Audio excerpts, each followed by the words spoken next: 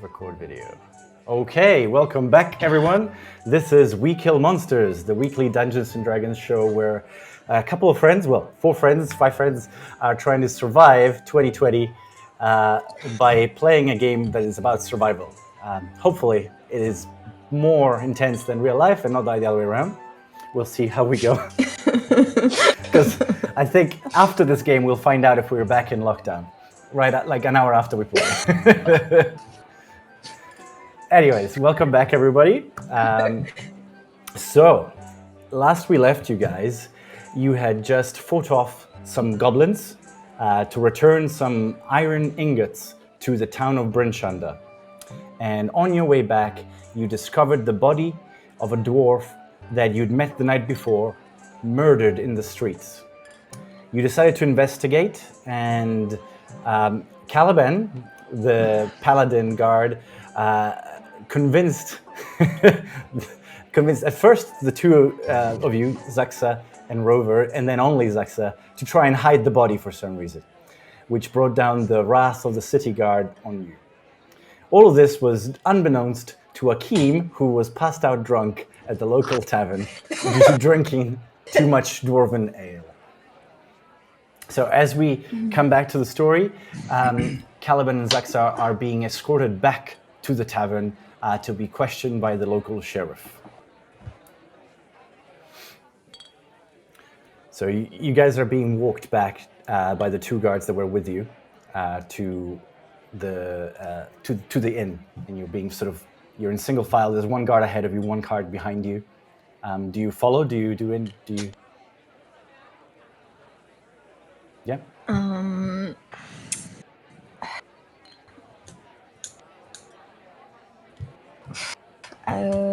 They don't say anything. Like, are we just lifting off with them? The guards not. The captain. I mean, of the it was guard, kind of. So the lieutenant of the guard has gone off to get the sheriff, and he told you to go to the inn and stay there until he could get the sheriff. I thought we had guards taking us to the inn. Yeah. I thought that they were like moving. Yeah, pretty much. But I'm asking, do you follow, or do you try to break free and run away, or anything like that? Because you can do that if you want. Not at level 2. Okay, cool. So you reach the Northlook, the local inn, and they open the door and escort you in and usher you to a booth. They sit you down at the same booth where Akeem is kind of starting to wake up, and Rover has sat down next to him with a pint, is drinking and waiting it out. As they kind of come in, I kind of like to be like, let's say it's these 2 that come in first. So I'm just like, oh, back so soon. And then it's like the guards walk in after them. And I'm just sort of like, oh, God damn it. My camera's just, bear with me. Please hold. He will be back in a second. Your call is important to us. And we're back. He kind of just goes, oh, God. I'm not surprised at this at all. They sit you down, and Akeem's just coming to, and sort of looking up. I've just woken up and looked around, almost as if to think, did anything change? Like, what's happening? I send out a message telepathically to both Akeem and Rover to say, we got caught. Big trouble. I would like to point go along with us. I would like to point out to Hakeem, we all look pretty beaten up.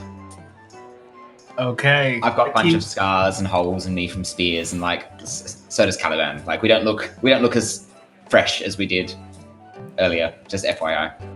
Hakeem, realizing this, figures that he may have to jump in later on and get involved, so plays along. Just a quick question. At this point, only Akeem has had a break, right? Yeah, he's had a long rest. You guys have not. So he's had a long rest. We haven't. I've been sleeping, yeah. Do we gain the benefits of our level up, though? Let's discuss this after this interaction. Okay. Let's see what happens to you. So as you kind of seated down, about 10-15 minutes at most go past, and then the door opens up, and in walks the same figure that you guys briefly saw last night. It was only last night. This sort of very tall, handsome man with ebony skin, that looks built like a brick house, wearing a nice coat with fur on the top and a long cape. followed by about 3 or 4 other guards, and also a figure that's covered in really heavy winter clothes. As he strides in, you see that he's almost gliding like a panther in his movements. He's got this bearing and confidence, and he just kind of nods to the 2 guards who come and join the others a little bit further back. And he pulls a stool and sits down at your booth and says, "Good morrow. Sorry. Good morrow. I am Markham Southwell, Sheriff of Bryn. Now, my lieutenant there told me that there's been some trouble, and I wish to proceed about this speedily, but with just and understanding. I feel like Did you say he glided in? He didn't. Well, the way he walked is like the best catwalk model in the world, kind of thing. He was gliding. Just for fun, I'm gonna use Divine Sense. You don't notice anything. No undead or fiends or celestials within the perks within 60 feet of me? No.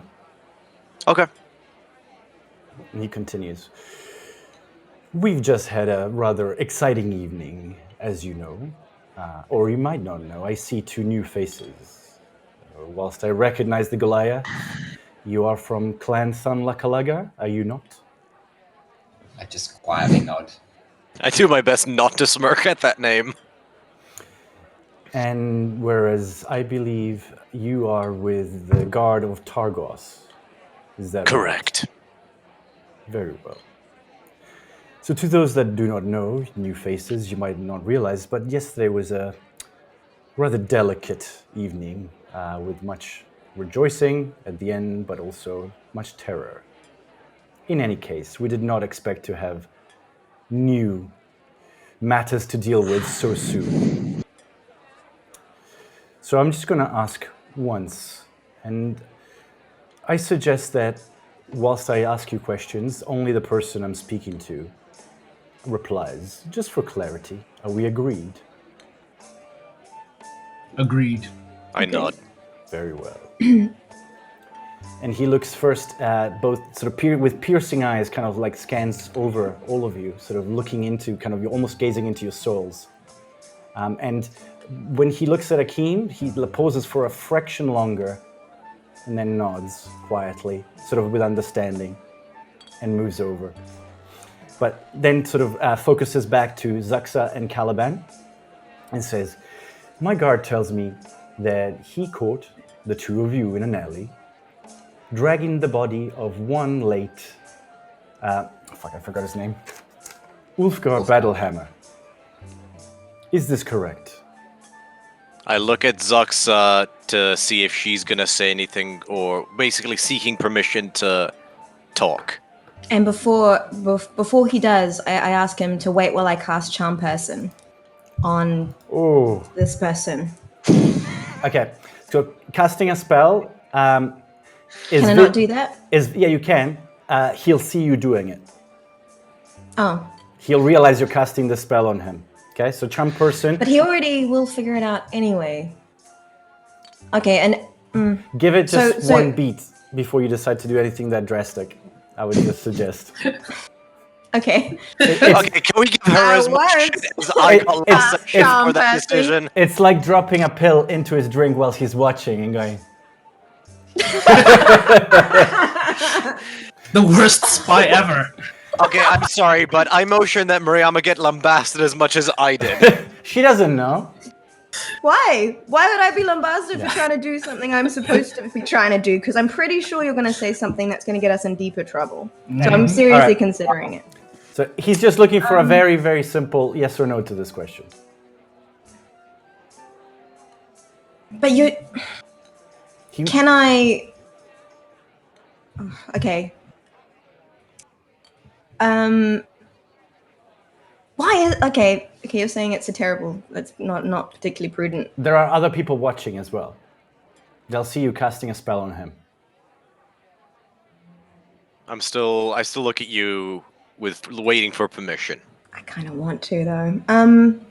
As this happens, it's kind of he notices your hesitation, and he goes, "Okay, I would have rather had a much more direct approach, but I see we have to step to the second phase of this." And he gestures to the That won't be necessary. to the heavily cloaked figure, and she pulls off her winter coat, and you notice that it's a priestly lady. She's in robes, and she comes over and says, "Yes, Markham?" Says, "As we discussed, if you would please." And he turns to you and says, "My friend over here will now channel her divine powers to cast a zone of truth over this table. You will not be able to lie, and I will know if you will resist this. I suggest that you comply. I only have a couple of questions to ask." I whisper to Zuxa, "I will get us out of this." Although then I say openly, "You know what? Never mind." And I immediately groan. I immediately go, "Oh." Yeah, if I notice this, I just take a long draught of my drink and just don't say anything. Okay. But I can't help but going, "Oh, this is." I start looking at the exits and available places or ghetto places to escape. I'm comfortable with the truth, so I'm relaxing and sitting back while enjoying how uncomfortable. I will sit up at attention and look like I'm ready. So he looks over and says, "Mishan, if you would please." And the lady begins chanting a prayer. And as she does this, you notice she pulls back her robe and clutches an amulet that looks like the burning sun, quite a large golden amulet. And this kind of light glows from it into her hand and then flowing through her body onto her other hand. And you feel, for some of you, the first time in a long time, the warmth of the sun hit you. And as this happens, you feel this kind of power beyond understanding reach into your soul and attempt to kind of touch the truth within you. Do any of you resist I do not this effect? resist. I do. I do not resist. I do. I don't. Okay. I quite enjoy it, actually.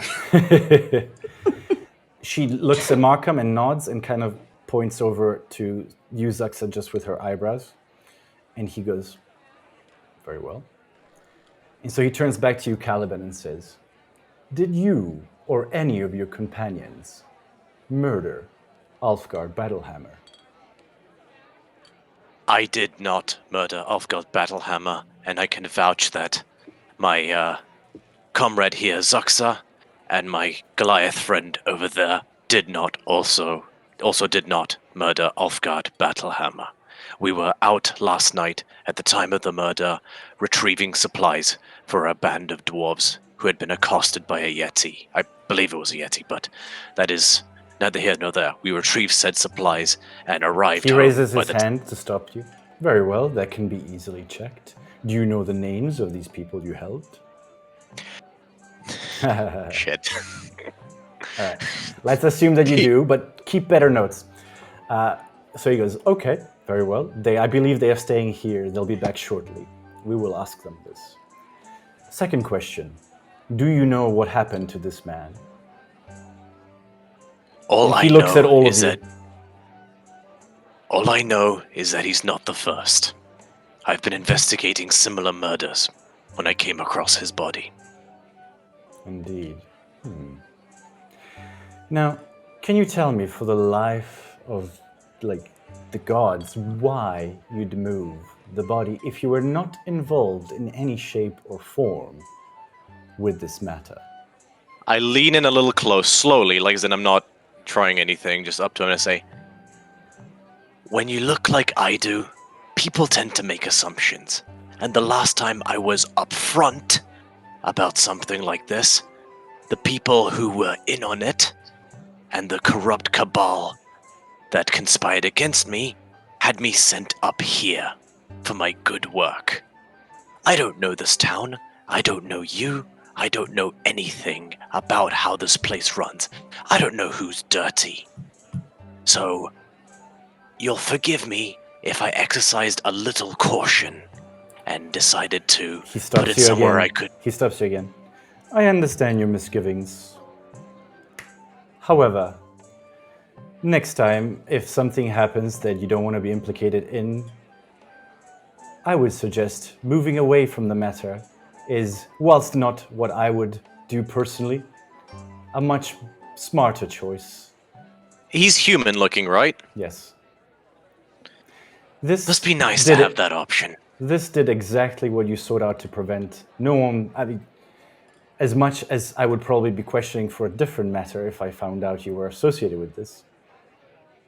Dragging a body through the streets, it's not a good look. Very well. You're welcome to stay in Bryn Shander for the time being. Please avoid causing further trouble. And for the love of God, exercise some common sense. Thank you very much. And he stands up and gestures to the priestess, and they both leave and exit with the guards. And the door closes. It's still early morning, so there's, maybe now, like, as this happens, one or two patrons that are sort of staying in the inn are coming down, to quietly have, order breakfast. But you're pretty much alone otherwise. Akeem, very curious, looks around the room and says, "You dragged the body of a dwarf while I was asleep? What happened?" That's why I was already in the pub. Ah,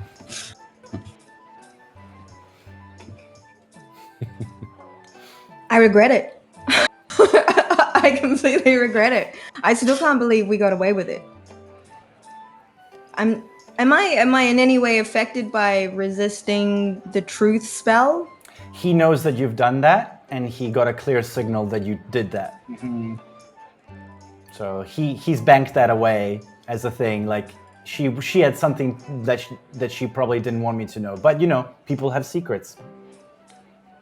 I'd I like turn to. to Zux and say, for someone who gave me a lot of shit for my stupid ideas, what you just tried was pretty stupid yourself. She didn't try it. Otherwise, I would have had to do something about it. That's out of game. Oh.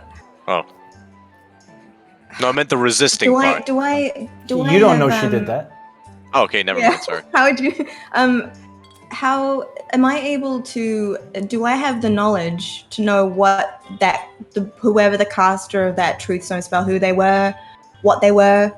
Do I know that? Am I able to tell? Roll a history check. You should be able to, it's got a low difficulty setting, so you should, if you roll anything other than a low number, I'll tell you.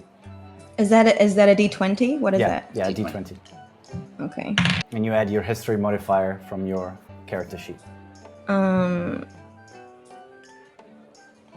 what's the number? If it's high enough, I'll just start telling It's 18. Okay. So you recognize the symbol that she had on her neck as the kind of the holy symbol of the god Amanuator, the god of the sun, and that she would be a priestess of a decent enough level to be able to channel his power to do basically spells. So she's a cleric, or she's a. She's in game terms she's What a is she? cleric. Oh, so she is a cleric. Yeah. What was her name? Because it was sort of hard to. Mishan. Mishan. Mishan.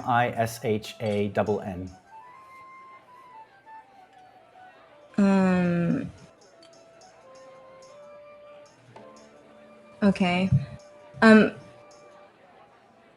Would I have any knowledge of how it could be that what is Malcolm's title? Markham Southwell is the sheriff. Okay, so he's the sheriff. Why would I be able to have any understanding as to why a cleric would be hanging out with a sheriff? A cleric of a sun god would hang out with the sheriff of a nice town?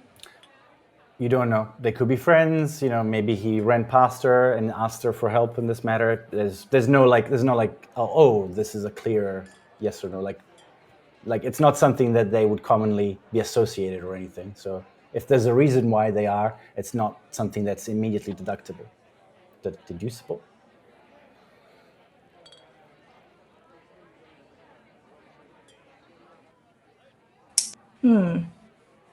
By the way, I don't know if you remember, you guys have gemstones worth 50 gold pieces from completing last night's quest. Who was holding on to them? I think we distributed them at the time. Yeah, when they were given out, you guys sort of handed one each to each of you. And each Except one's worth for 50 me, gold pieces. I assume, because That's I'm correct. You were not wasn't there. there.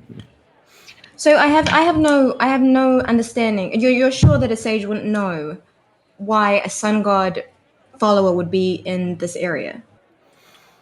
I have no idea at all. So there's no temple. There's no You there's no wouldn't. place where these people There worship or anything. would probably be a temple here, but you wouldn't know where it was specifically. But I would. I think I probably would. Okay, fine. In which case, if you have a look at the map of Bryn Shander, you will see that there is a house of the Morning Lord. So that's the same person. That is the temple. The Morning Lord this- is the kind of Is the I'm one of the I'm names. unaware to- Yes, Okay, but there is one. there is a temple there. Okay. Now, Do you I guys- know what their worshippers are known for?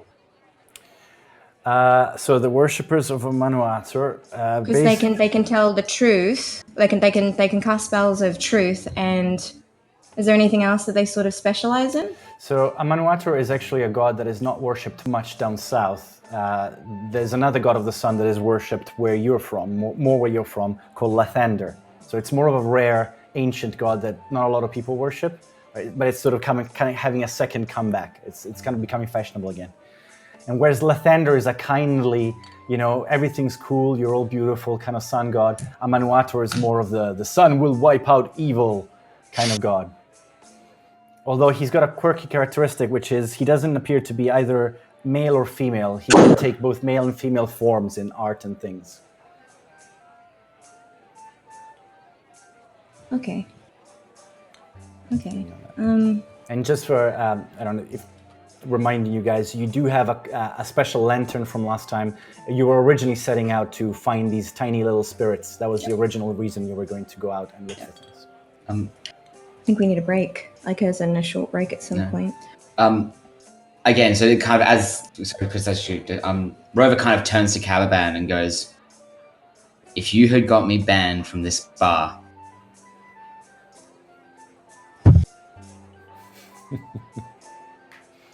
It's a good thing you saved my life.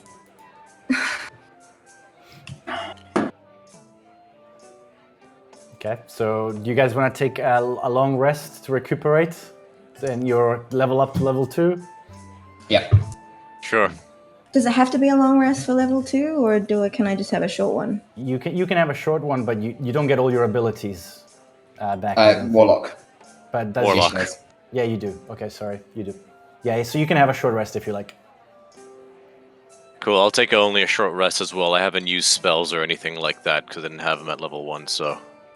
Well, I'm going to bugger off and leave town and go and just camp.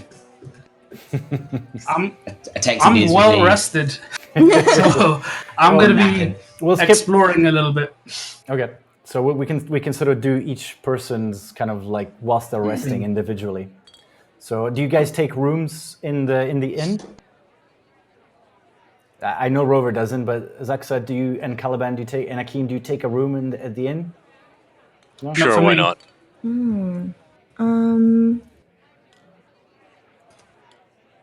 Yes. Yes, Okay. I do. So deduct 3 silver pieces worth of currency from your currency for the evening. Okay. For the rest. Quick side note: where's the currency stuff? Okay, so I've got so many things. Equipment. It's an equipment, and then you Ah. click on currency at yeah. You How have many different sil- amounts of each, and if you click on them, you can put a number under that particular type of currency, and then click remove, and it will take it out. Hold on, I'm under equipment, but I just see all inventory attunement. Currency. There we go. Oh, Got it. is it 5 silver pieces? 3. Oh, sorry. This is a modest. Basically, depending on how nice the place is, this one's modest, so it's 3 silver pieces. Okay. Sorry. That's me. Oh, yeah, I forgot. Sorry. It's 5. It's 5 silver pieces. My bad. But only if you're staying in the room. So Akeem doesn't need to take them at the moment. No. It doesn't seem to be changing it. Oh. Oh, because you don't have any silver. So you have to break a gold. Okay, how do I break the gold? You So take you one take gold off 1 gold. and turn it into 10 silver. Okay. It's decimal. 1 gold is 10 silver, 10, and 1 silver is 10 copper.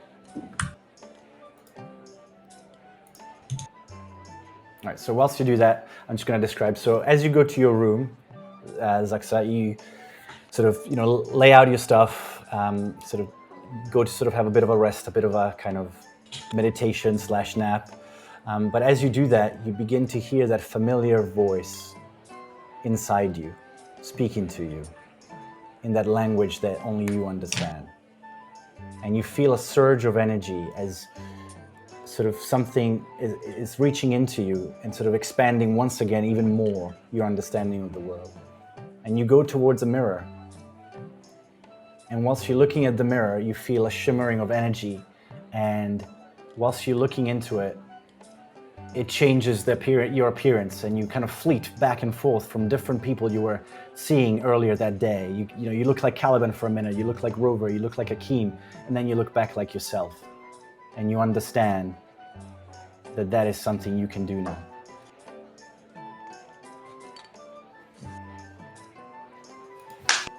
Wicked.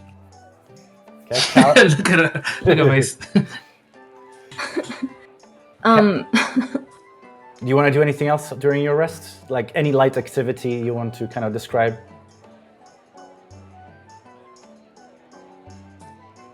No. Okay. No. Caliban, do you do anything during your rest? I finish writing my letters. Cool. Rover, do you want to do anything during your rest? Or just sleep? Quick question. Yeah, basically, like, again, go out, be with one with nature, meditate, and it's something about, healing from my wounds and everything makes me feel a lot more connected with nature. Cool. Yeah, I was going to ask the DM a quick question. How much is a basic health potion? It's, let me double check. I think it's 50 gold pieces in this town. Yeah, 50 gold pieces. Potion of healing. Yeah. You can get all the equipment in the player's handbook that is kind of basic equipment, and any common magic items in the big towns. So Bryn Shander, Targos, East Haven. So you can find those things. And you can buy them here. Anything rarer or any kind of like super heavy stuff, like you might need to kind of go somewhere else. And in that case, also, I would find somewhere to exchange this gem for money that I can spend on beer. You go back to the Black Iron Blades, and the 2 dwarves that you met there are happy to take your gem for gold. So. Cool. All right, Akeem, what would you like to do since you're well rested? Yes. I walk outside of the inn just to take in the area around me. Is it still night or day? It's now day. Yeah, it's morning, like 8, 9 a.m. kind of thing. Since I want to get back to full energy after having been quite sleepy, I go through a little bit of an exercise routine that I always do in the morning. So I do that. Okay. Cool. So if that's it, you guys all meet back at the inn later on during the day when Rover's fully rested. Okay. So you're back at your little booth. The inn's now busy. There's people, it'll be sort of early afternoon. So people are having lunch and eating and stuff. And you guys are sitting together at your booth. So. I don't remember what the first task we were given was. You were supposed to find these little spirits, nature spirits. Yeah. Right. Using this lantern that glows green when you're close to them. Okay. Just needed to The remember Chwingas. what we yeah what we could do.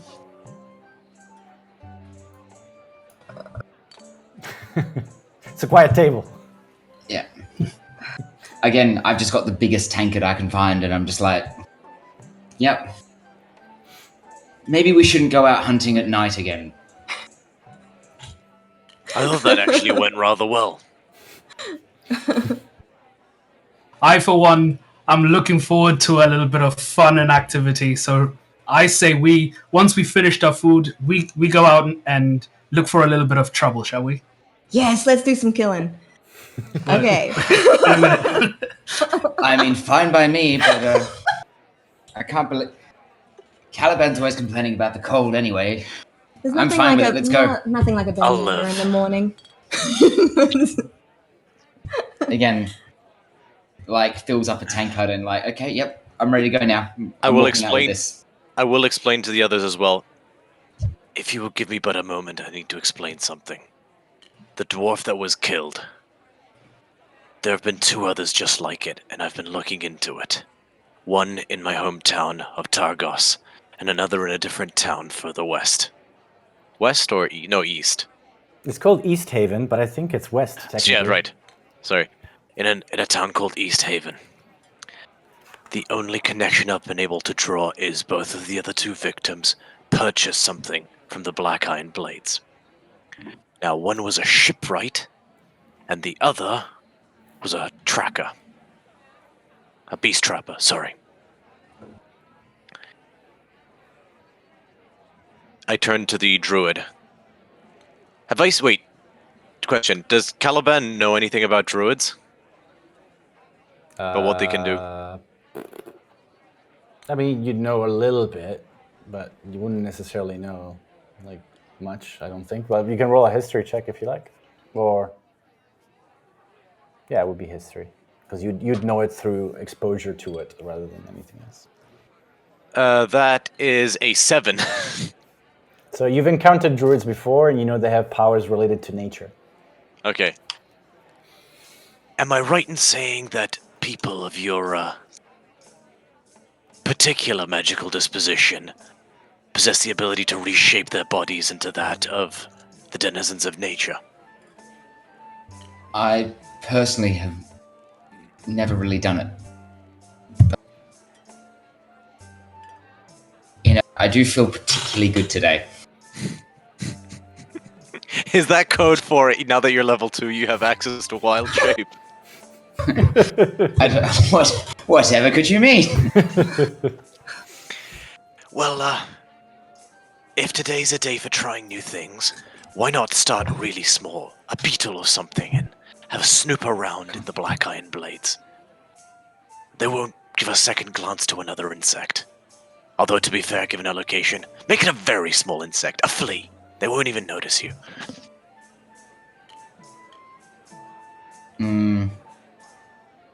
As a player, I'm just going to let you know, I don't think I can do a flea. Really?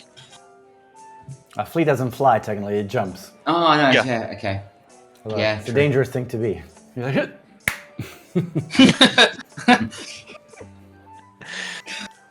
I say to him, an ant then, just as something invisible. I have no right to ask this of you, but Here's the thing. The last time I did you a favor was not getting the guard straight away. And it turned out okay this time. But I think we're better off... We'll come back and we'll do this another time. very well. okay. Akeem, I'm feeling quite restless because I haven't really done anything since I've been sleeping. So I'm like, what are we waiting for? The gods, let's be out there and find these. I put my hand on Akeem's shoulder as, very well, we shall seek combat, and you have a very special role in that combat. You get to be on the front lines in front of me. Yeah. That's where I belong, as we shall. Silly mistake. Okay, so the local area has got 10 towns. That's why it's called 10 towns. You can go exploring in any of them to try and find these Chwingas. Basically, the lantern will let you know if you're close to a place where there are any, and then we can take it from there. So it's up to you as a group to kind of tell me which of the 10 towns you'd like to explore. Any of them is fine, really, so you can pick a random There if you was want. that. Well, I got an inkling that I had thought I'd seen some to the west of the Maer Dualdon. Yeah. I think it was. So that would So be... kind of our first, like, I don't know anything about them, but if they were there once, they might be there twice. We may as well head in that general direction. Cool. So basically that will take you through 2 towns, Targos and then Bremen. There are each, and both Caliban and Rover would know this, Targos is 2 hours walk from Brynchander, where you are, and then Bremen is 2 hours further on from that. Okay, so that'll be 4 hours of journey time to get to. Is that cool? Is that where you guys want to head off to? Okay. As we kind of like, as I kind of am like thinking in my head, we're going to go past Targos. I'm like, are we going to have to go around Targos, Caliban? No, stay with me and you'll be fine.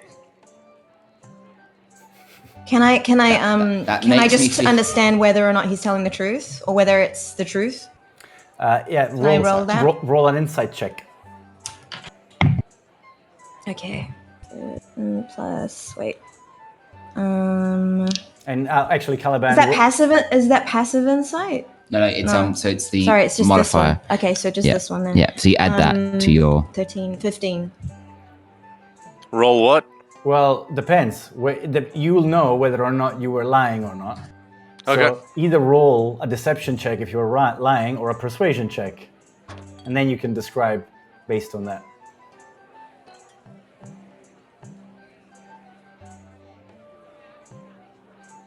We good? Sorry, no, 1 second. Just looking up my modifier. Come on, man. All right. Modified 20. All right, so you get to choose what you say to her. Like what you like, describe whether she sees whether you're being honest or not, or if she notices. He's being completely honest.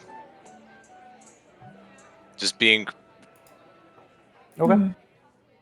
You get the sense Caliban really doesn't beat around the bush too much in terms of, like, just says what he means in almost every situation. And yeah, he's just in a very almost lazy way, just being like, yeah, no, you'll be fine. It's a town like any other. And I don't have much, I don't have a whole lot of pull over there, but my word carries a teeny bit of weight. Or at least the uniform does, so you shouldn't run into trouble with me. Cool. So you guys pack up the things that you need in your backpack and sort of, your various bits and pieces, and you head out into the streets and out of the most eastern gate on the path to Targos. We don't have to roleplay this, but maybe we should also have gotten some snowshoes for Hakeem. Okay. Oh yes. Just Because for the sake you of- guys all have Yes, snowshoes, that's right. true. Yeah. All right, so let's say that happened. Like, everyone kind of turns Thanks. towards the north look, and I'm like, wait a sec. DM question, not for now, but for potentially another time. In the Black Iron Blades, did I see any skis for sale? No, that's not a thing that exists. You saw snowshoes and you saw like crampons, the ones that kind of allow you to walk on ice without slipping. Well, that's disappointing. The Vikings had skis before, I think, the invention of England. Sure.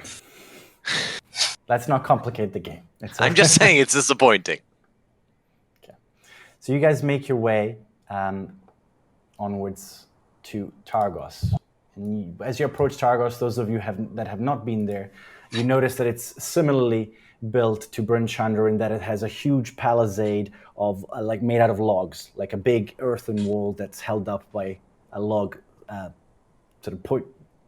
basically a tree planted into the ground, all next to each other with a spike on top as it's been cut. So that's the kind of wall that circles it.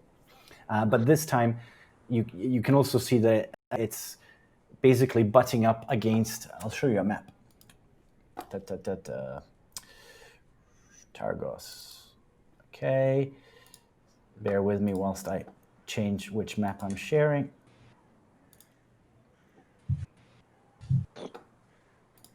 Come on. Change windows. Nope, not letting me. Weird. Because right now everyone should be seeing Bryn Shander, right? Yeah. Brian Shander. Yeah. Brian Shander. Bryn Shander. Bryn Shander. Okay, so I don't know why, but whenever I click change window, it is not showing it. All right, I'll describe it to you. So the walls reach over into what clearly was a lake, but is now pretty much frozen for the first, 300 feet. And so that this town is pretty much protected all the way around, basically, from what you can see. But of course, both Rover and Caliban would know that there's an opening from which the ships can sail out that currently will be completely frozen. So you could technically walk into town from that end, which would be at the north end. Don't know why it's not letting me show you guys. Really weird. Oh, there we go. That's really weird. Oh, okay. Now it's finally giving it to me, and it's doing it like 1,000,000 times. Sorry, bear with me. Yeah, it gave me like 100 different, do you want to do this? Because I did it like 1,000,000 times. All right, so that's the town. Do you want to stop to supply or anything like that, or you just walk straight through, straight past? No, just checking the lantern. Okay.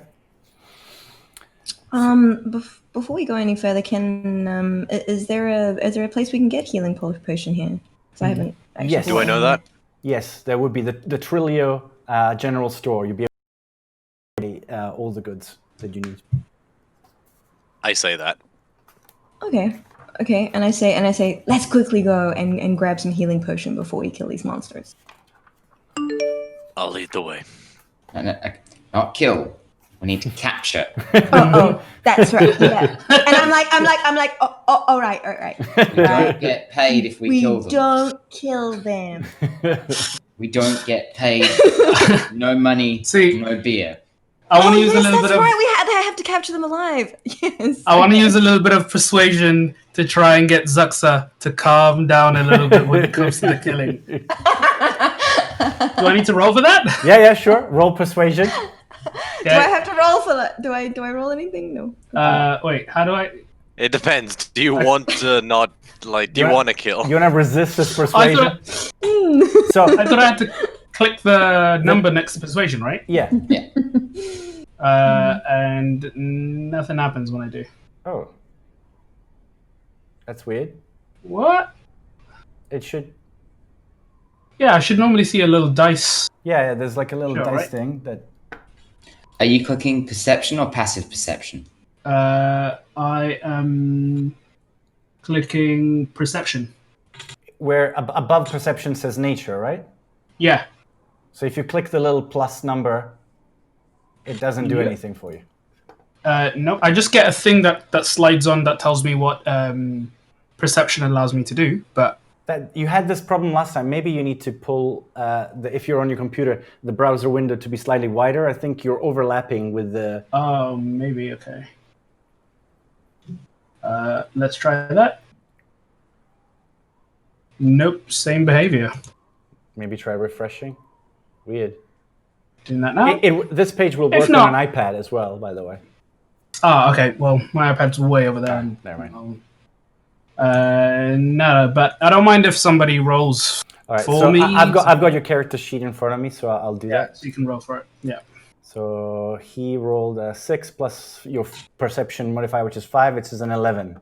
So that's decent persuasion, nothing crazy, but it depends on whether or not you feel you like him or not. I'm like, sure, I go along with it. I realize that I'm beginning to realize that people may not enjoy killing as much as I do. No, there's a time and place. Just not with the Chwingas. So we want them beers. You stop by the the general store? So that's where I've been told we can get healing potions. So Okay. So you walk up to the Trilio general store. You can see it on the map. And as you walk in, you see basically a scarecrow-like, sort of very tall-looking fellow that looks like one of his hands is kind of not like it was crushed at some point. It's healed, but it looks kind of misshapen, but he kind of hides it away a little bit. How fucked does he look? Like, when you say scarecrow, like unnaturally gaunt, or... He's like 6'5", but very, very skinny. But like not unhealthily skinny, just the kind of person that's got long limbs, you know? And he looks Divine sense. No, he's not undead. Okay. And he looks at you and says, hello, what can I do you for today? hello, sir. Hello. We're looking for some healing potion. If you have any, good man. Ah, fantastic. Very well, very well. Yes, I have a few. How many would that be? Name's Justin, by the way. Pleasure to meet you. Justin. Justin. Yes. Okay.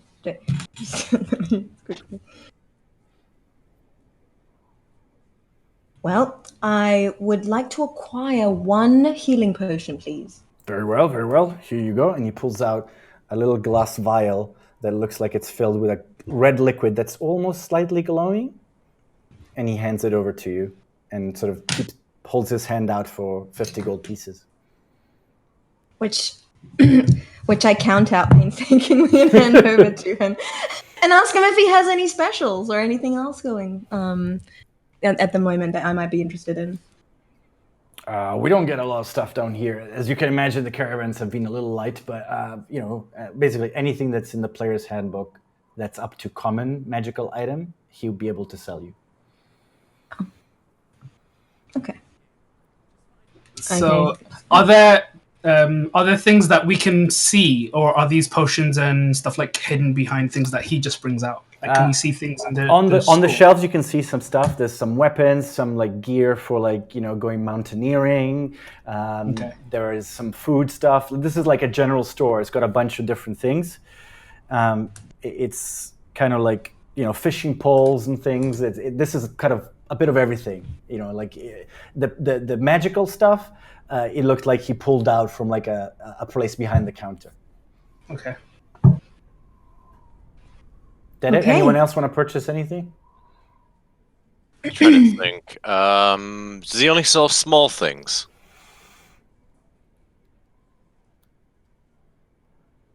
Just double check. It doesn't actually give me a good guideline, but... Would he sell sleds? I'm not necessarily looking to buy one The only today. items he doesn't sell are fishing and sailing supplies. Sorry. Okay. Everything else...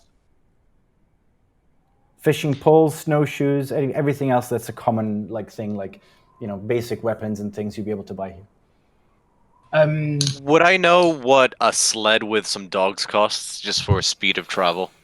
Yes, you would. You'd need to get 6 dogs, which are...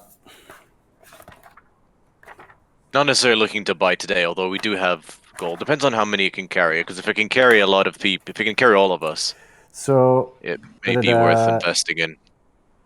Dog sled costs 20 gold pieces, and the sled dogs themselves are 50 gold pieces each. You need 6 to pull a sled. Oh, fuck. Perhaps after this will-o-wisp business. Cool. Sorry, and Min was asking some questions. I was just going to say, because I might try a sleight of hand to try and see if I can take some ropes or something that can be useful to capture these Chwingas. Okay. So I'm feeling brave. Okay. Yes. Does your sleight of hand roll work, or does it do the same thing as before? Same thing. Like, I've tried clicking on any of the numbers, and I'm getting nothing. That's so weird. Do you have any extension that blocks things? None that I know of, because I'm still using Safari that I used last time. And it was working last time, wasn't it? Yeah. So even after you refresh, it doesn't work?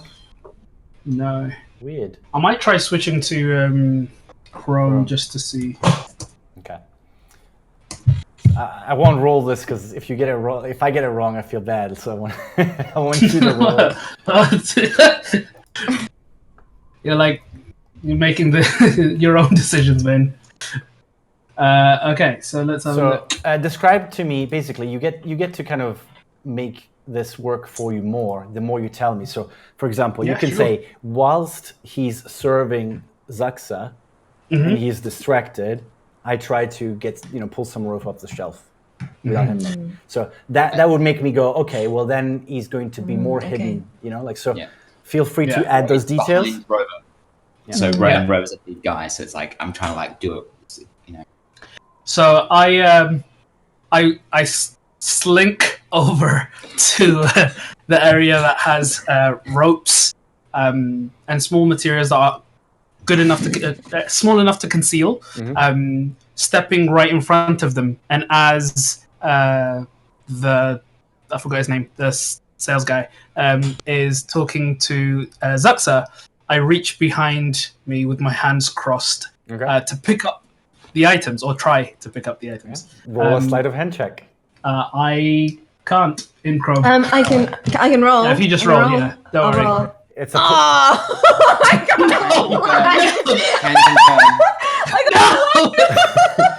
So I shouldn't. I'm not gonna roll. That dice is going in. as Akeem does this, like that whole shelf collapses noisily, and like all the stuff on it falls to the ground, and just the shopkeeper turns around and looks at you and says, "Careful there. You might have to, buy all that stuff if it's broken." Akeem, startled by this, goes, I'm sorry, clumsy me, but I noticed the shelf was a little loose around here, so you may want to tighten those up for next time. Then. Step away, please. Akeem slowly walks away. He finishes the transaction with Zaxa and starts, going there, basically muttering under his breath, like some people, can't keep their heads to themselves. And he's stacking the shelves back up. Akeem very quickly makes an exit. All right. Anyone else? Are we good for the shop? I'm good for the shop. I'm good. Okay. I'm definitely good. So you guys head back out and head towards Bremen. It takes you another 2 hours of travel in the heavy snow. Zaxa and Akeem are beginning to get used to this, like kind of slow walking through heavy snow, and you guys are Rover's cool with it, Caliban doesn't like it, but you're both kind of like completely used to it. Now, as you're walking and kind of beginning to see this town, for those that haven't been there, is not encircled by a wall at all. So you can kind of see that there's a few houses kind of cropping up that just look like to be exposed, that there's no kind of separation between nature and the village. And you're kind of getting close into the distance to where you're heading. And who's holding the lantern? I assume I'd be up front, so me. I assume that as well. I would be bringing up the rear. Okay. So, Rover, as you're walking, you got the lantern maybe attached to your staff. Hooked onto a little notch onto my staff, yeah. And you see it begin to pull slightly green. And then brighter, and then brighter. And as this is happening, you see what looks to be like a woman coming out of a cottage, one of the closest cottages to you. And you see that she's kind of swearing, like just muttering and like shaking her hand and like at the wind. You can't quite catch what she's saying yet, but she's kind of cursing something.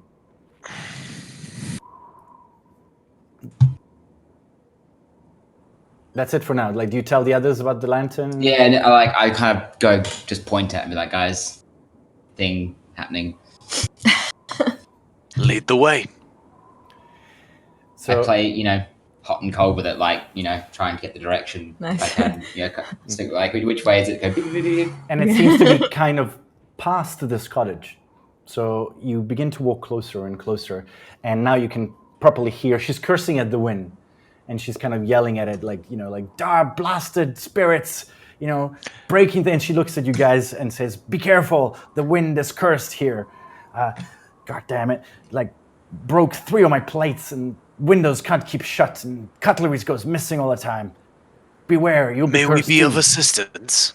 I don't know. Can you kill spirits? We I, haven't tried yet. Pull out my But very, very, very distinctly possible, I actually. pull out my holy symbol and show it to her, and I say, "Sort of a speciality, actually." Oh, grand. Well, they come into my house somehow and they break things, and I think I've lost cutlery. What kind of a ghost takes cutlery? So, did you see them? An asshole ghost. No, I just hear the windows open. I rush downstairs and all my shit is broken. Look, that's the window right there. I peer in through the window. Roll an investigation check. Investigation check for looking. Yeah. Okay. You're looking around. Natural 1.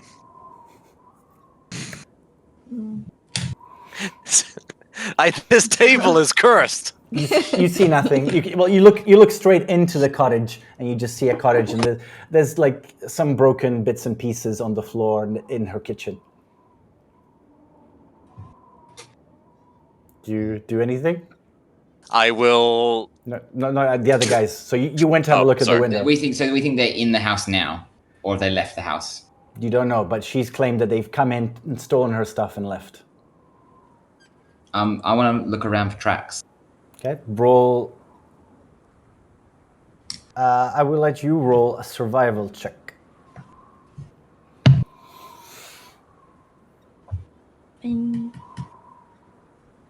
That's going to be a 17. Okay, so what you notice is there's 3 individual sets of tiny footprints that seem to hop off the windowsill. Like there's like little pitter patters of tiny feet on the snowy windowsill that is exposed to the elements, and they sort of scurry off into the forest. And you also notice that some of the footprints have a tiny little furrow in the snow behind them, as if that creature was dragging something.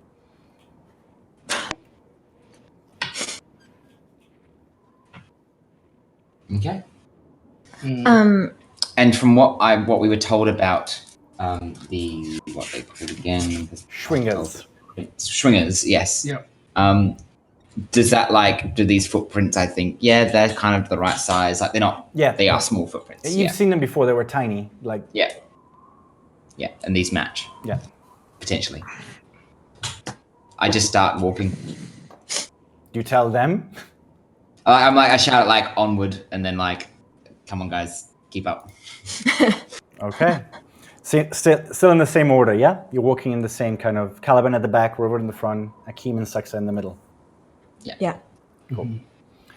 So you make your way towards the tracks, and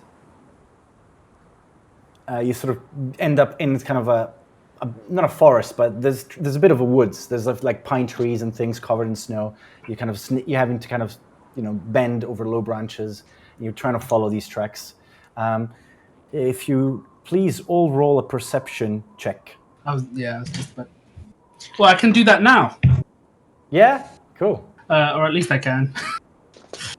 Not sure if it works on the app yet, or is it at the website? Well, it works on the website, Okay. but I can't seem to find all the other options like skill, perception. Okay, so in the there's like a little drop-down thing. Get it. Okay, so I'm doing a perception roll. Yeah. 12. Okay. Anyone else? 17. 21. 21. 21, blackjack. Blackjack. I didn't realize we're playing blackjack all this time. You guys have really complicated the game. 17. Okay. So, and Rover, what did you get? 13. 13. So everyone except Akeem Mother. hears the noise of movement behind one particular patch of pines. Can I? Okay. where exactly, in regards to where we are, is it coming from? Is it coming from this side? Is on it your right, directly ahead? So you guys are walking, and on your right, you kind of hear like movement in the snow, like crunching and like leaves and kind of rustling, like off maybe you estimate about 20, 30 feet on the other side of the pine trees. Does Awakened Mind allow me to send a message to everyone at once? Like to do, or is it just one message to one person at a time? One message to one person at a time that you can see. I am gonna do something new. So again, I've got the staff, and I put the lantern on it, and I put the lantern down at Zaxa's feet, and then I'm holding my little totem, and I take this moment, and it's kind of just like a noise, and you all see a direwolf in front of you. Okay. That's pretty cool, I whisper. And we're just going to start sniffing about and see what I can, again, kind of lead onwards. I will follow, doing my best to stay quiet. And I will whisper to the others, if we see one, I have magic that could potentially lock it up long enough for us to snatch it. I am very impressed by this magic, but I don't want anyone to know. So I just nod my head and go, So for those who don't know, a direwolf is basically a large size wolf. So it's not like, it's not Game like of Thrones wolves. as a human. Yeah. Humans are normal. So this is like a big wolf. You could ride it as a mount if I let you. I plan to one day. So you guys make it into the clearing, Rover leading as a wolf. And basically, it is a clearing. It opens up this kind of a space where the trees aren't as thick. And what you notice is that right in the middle of this are three tiny little figures, no bigger than little dolls, probably about this high, wearing some strange garments over that almost make them look like little shuttlecocks, upside down shuttlecocks, like the badminton things. Mm-hmm. And you see that they're holding cutlery and are sort of circling a pine cone. One of them in particular does not have any cutlery, but the other two are holding one is holding a fork, the other one's holding a knife, and it looks like they're kind of miming like having a meal with a plate that has a pine cone on it. How close are we to them? You're probably like 30 feet away. So are you entering the clearing? Well, I turn to the others and I say, I can do it right now, but only if we're in agreement. I point at the one that's not holding anything. I have a spell that'll force him to wrestle one of the others. While they're grappling each other, we can snatch them both. There's a chance he'll resist the effect, though, so let's be aware of that. Or I could pretend to have some cutlery they'd like to maybe have. We could also... I'm not advocating for one option over the other. I'm just putting forward what I can contribute. But I'm happy to defer to someone else's opinion. I, for one, have had a lot of experience capturing little animals. Okay, cool. So I can roll for animal handling. They're not animals. I thought they were little creatures, right? They're little air spirits, is what we know about them. Okay. Okay. Are you going to hold where you are and not move forward? Because then I'm going to need you to roll a stealth check. I look at the others one last time to see if they like just seeking alignment on. I'm ready to go. You see Rover basically get down on its haunches, ready to pounce.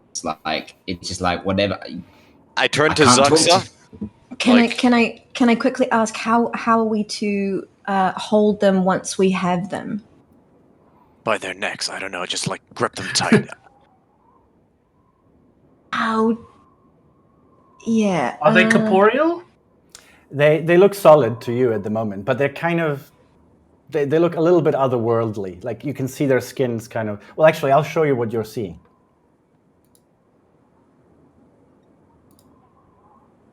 Because we can try and jump on them, but if like they're spirits and we just go through them. Yeah. Okay, so they have corporeal form. Once we have them, we can knock them unconscious. If only I had that rope. I think I have rope, actually. Yes, I have 50 feet of hempen rope. I look to Caliban and I agree. I'm in support of him. Very well. I will turn and I will cast command on the one that has is not holding anything. All right, run me through the effects of command. Command. You speak a one-word command to a creature you can see within range. The target must succeed on a wisdom saving throw or follow the command on its next turn. The spell has no effect if the target is undead, if it doesn't understand your language, or if your command is directly harmful to it. Okay, what is your command? Grapple. What? Grapple. Okay. Well, What is that? just grapple. What? It's Like- one word. I only get one word. Yeah, but you can be Oh, part of a okay. sentence. But okay, fine. Wait, sorry. It can be part of a sentence? I think Oh, you so. speak a one-word command. That's all it says. Sure. All right. Oh. So wisdom saving Grapple. throw. Fine. In that case, I'll say grapple your ally. Or grapple your friend. All right. Wisdom saving throw. Right. Yes. I'm sorry, but he passes. What did he roll? He rolled 16 on the die plus 3, 19. That succeeds. Did he notice anything? Yeah, he did, and he looked at you alarmed. But now they can all see you. They've noticed you peering through the edges, and the one that you. Which one did you cast it on? The one that wasn't holding anything. He looks a bit confused, but he looks at like all of you together, and he gestures towards kind of Akeem and Zaxa, and kind of goes,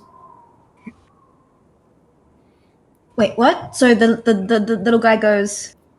Wait, does he wave? Yeah. Is that what? He kind of waves and urges you to, like, to kind of come forward.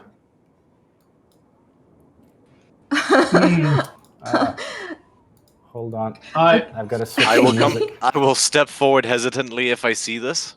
Okay, give me a So- second. I'm trying to switch the music. I'm stepping forward. I'm gonna step forward ahead of, and start to make my way in front of the direwolf. While I've done this, I've crafted a large wooden box, with a little clasp on the front. And as I approach, I start to crouch down low, and I open the box to reveal an enormous set of cutlery.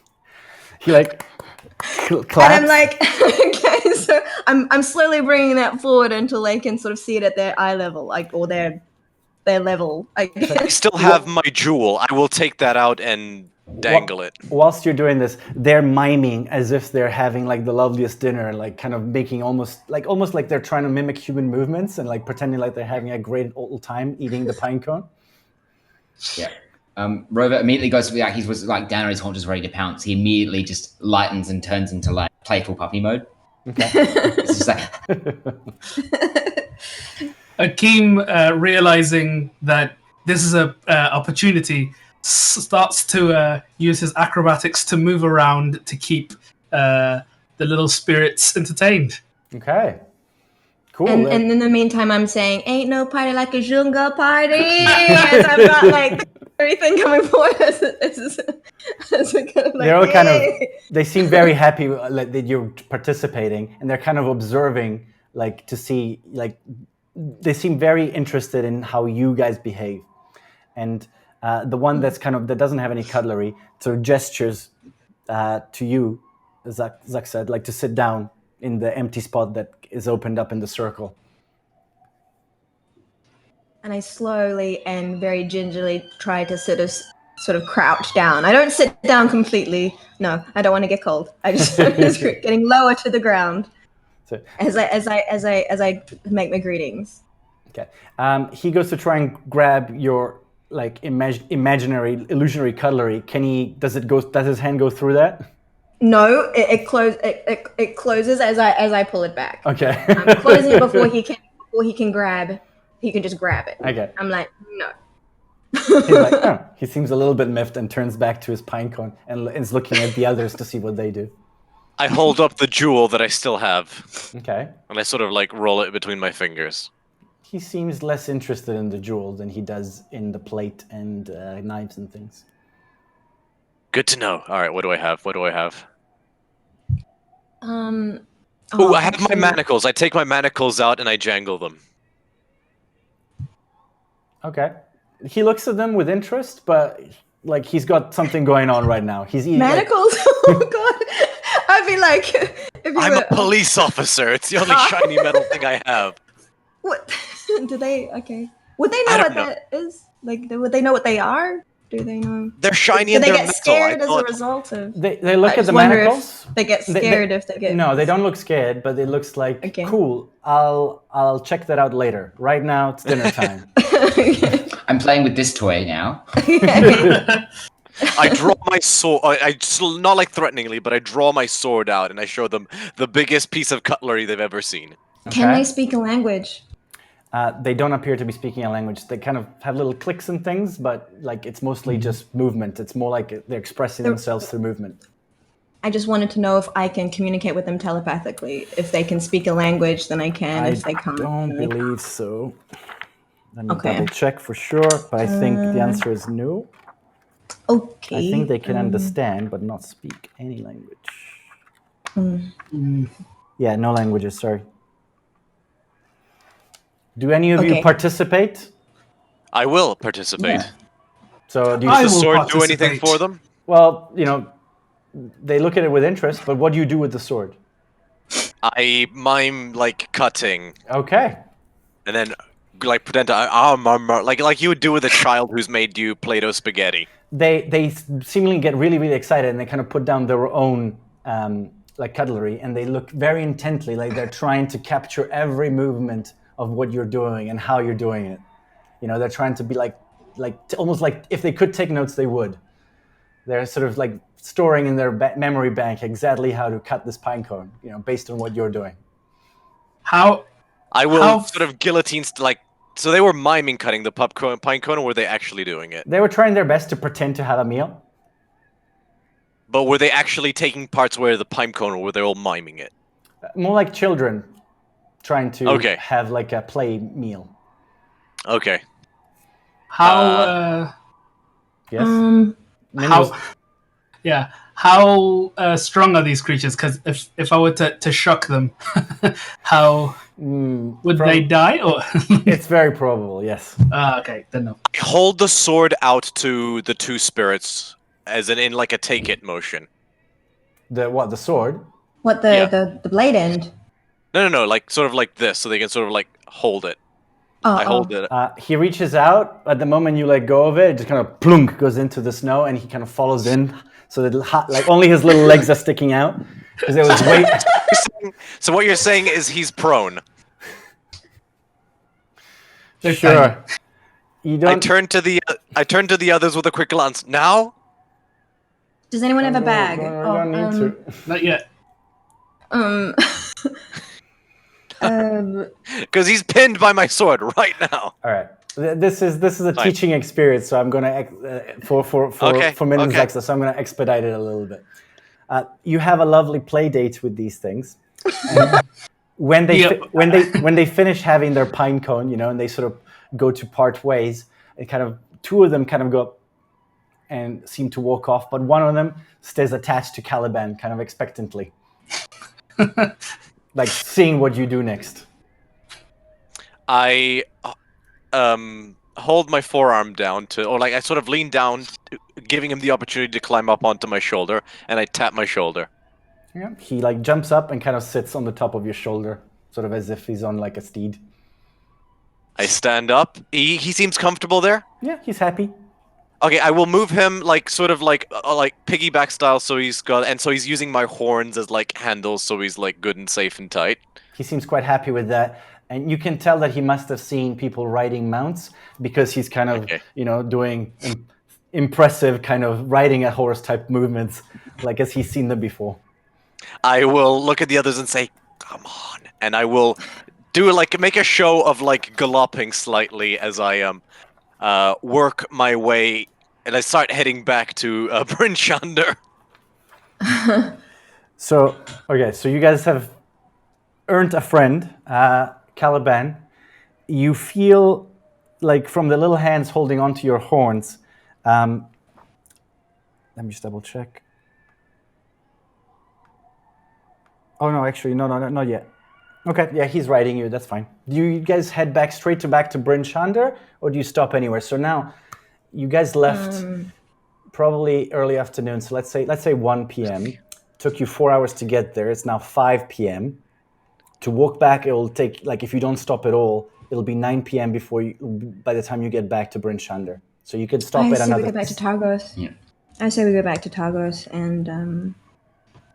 For at least an hour, I would try and entertain, like, if it's on his back, like, try and entertain by playing catch as well. Like, someone will throw a pine cone and I'll run off and go get it and bring it back. And what you can tell is that though this creature is very, very tiny, he's exceptionally fast and agile. You get the impression that it would have been almost impossible to catch him if you tried to grab him. He can just kind of, you throw something and like you think, oh, it's going to go right on wide, and he just kind of almost like the wind just goes and grabs it.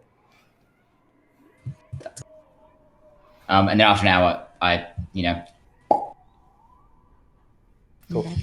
Back to Caliban. Cool. So you guys walk back to Targos, yes? Walk all the way to Bryn Shander.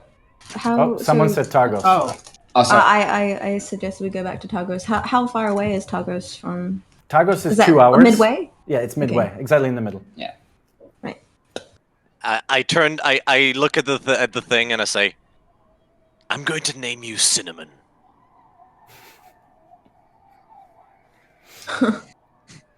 Excellent. All right. So All right. you guys Do you stop? want it to be Let's a go back to stripper? Bryn Shander then. Okay. A little air spirit stripper. Did not know Cinnamon was a stripper name. It sort of it does sound like a stripper name, though, doesn't it? Cinnamon is a very stripper. You guys. Who are you to kink shame air spirits, Zaxa? Okay, and then we can go all the way back to Bryn Shander then. Let's go. Okay. Our camera's disappeared. What's going on? Oh, there we go. It's coming. I didn't want you to see. It's just that when you do that, the stream like. messes Oh, up. my bad. That's all right. Because I've got it to my side, so Yeah. I didn't realize it.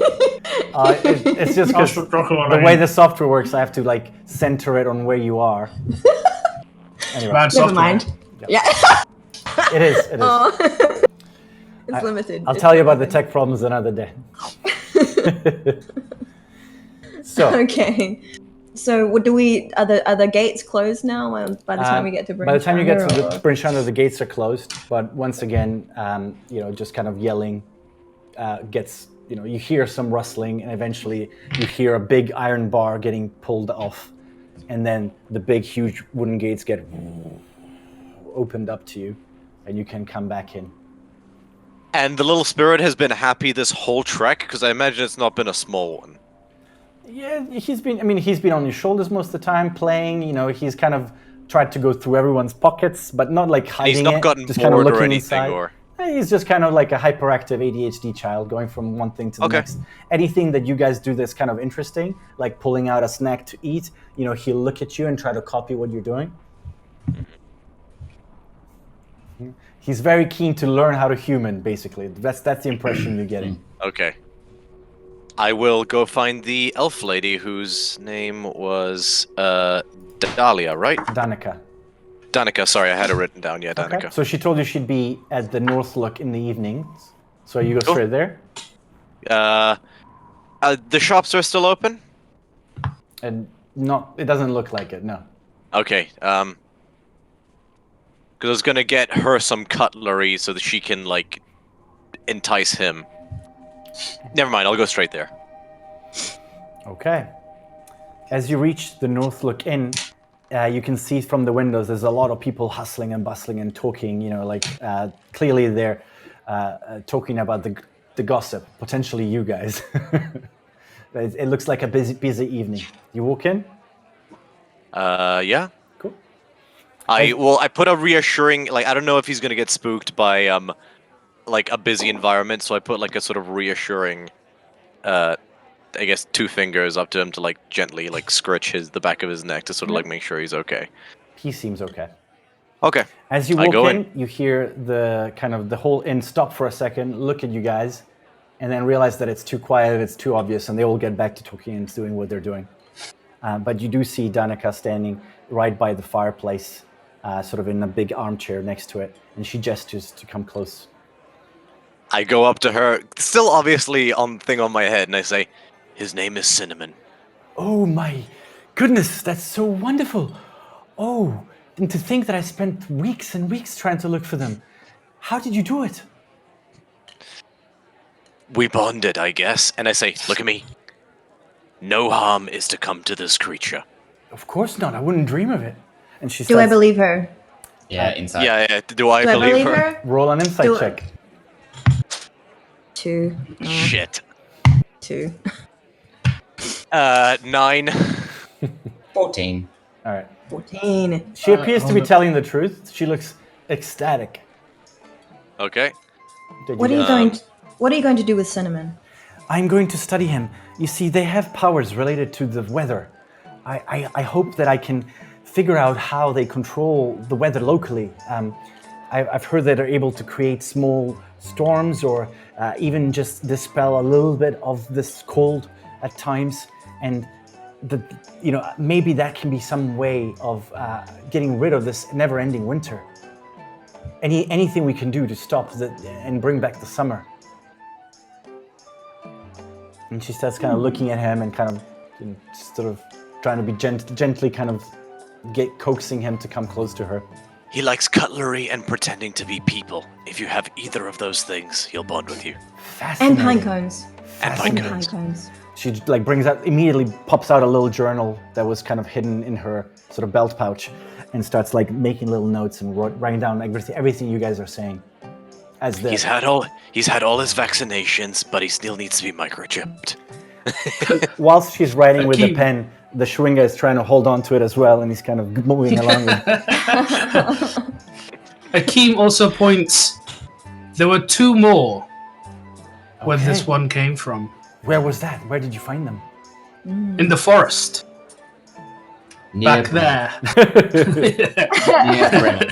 Would we know on the map? Could we signal to her? Yeah, where it was? you'd know Yeah. roughly where. Yeah. And she'd make a Akeem little turns to note. Caliban in a nod to say thanks.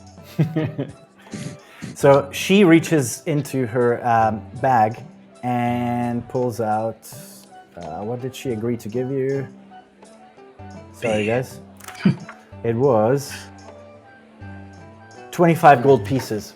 So she brings out a little pouch with exactly 25 gold pieces and kind of goes forward to give it to one of you guys, and she kind of looks around as to which one she should give it to. Does anyone step forward and grab it?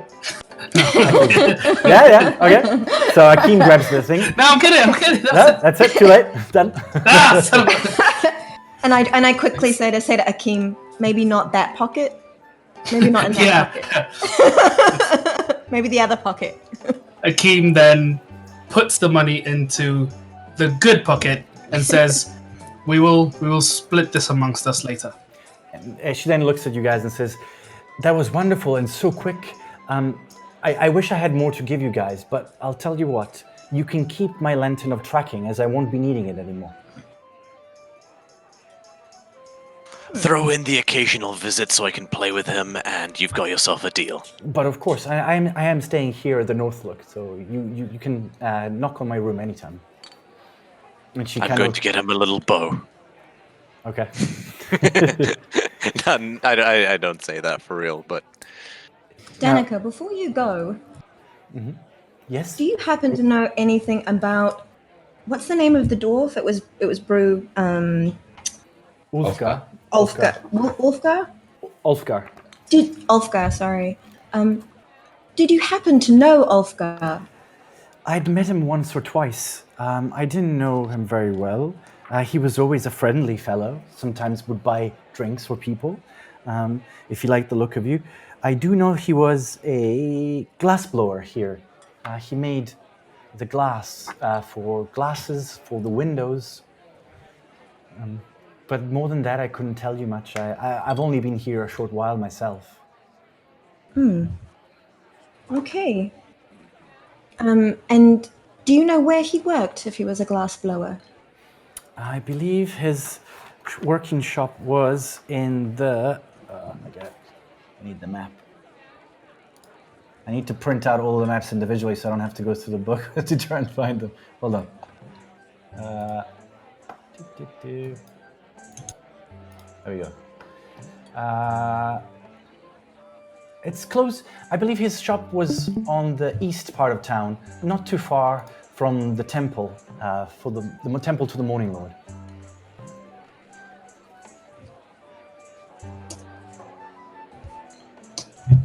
Thank you, Danica. No problem. And she takes her leave and grabs the little Chwinga, like by kind of keeping its attention, by kind of giving him the pen and allowing him to scribble in her book, and just kind of gingerly going upstairs to her room.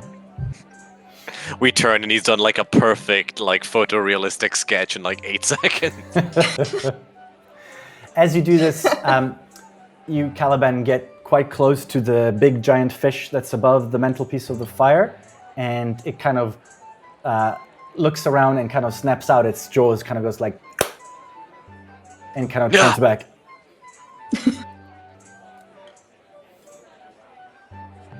It seemed to Anyway.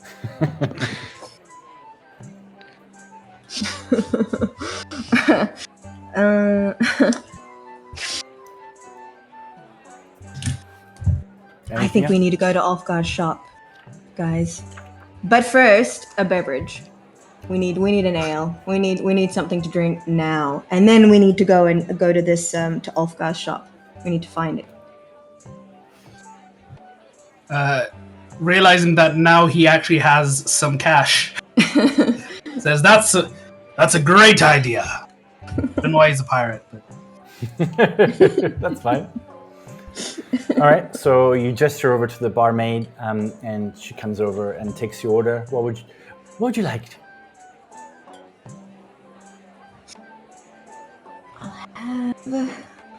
Today I'll have an ale. Thank you very much. Excellent. Human strength, yes? Human strength ale? Phil. All right, anyone that's having I'm guessing, human ale for you, Akeem, this time? Akeem don't learn his lessons. I'm kidding. Human ale too. Should I bring over a gallon of ale for everyone? How much would that be? That'll be 2 silver pieces for the entire thing, and that'll give you basically 2 pints each, I guess, maybe a bit more. That works. What will the rest of you drink? Well, let's divvy up the funds first. We gotta go. Yeah. As this is happening, she goes over to fetch she understands that you're gonna purchase that, and so she goes to get the big giant, sort of almost vase of ale over. Are we sat down at this point?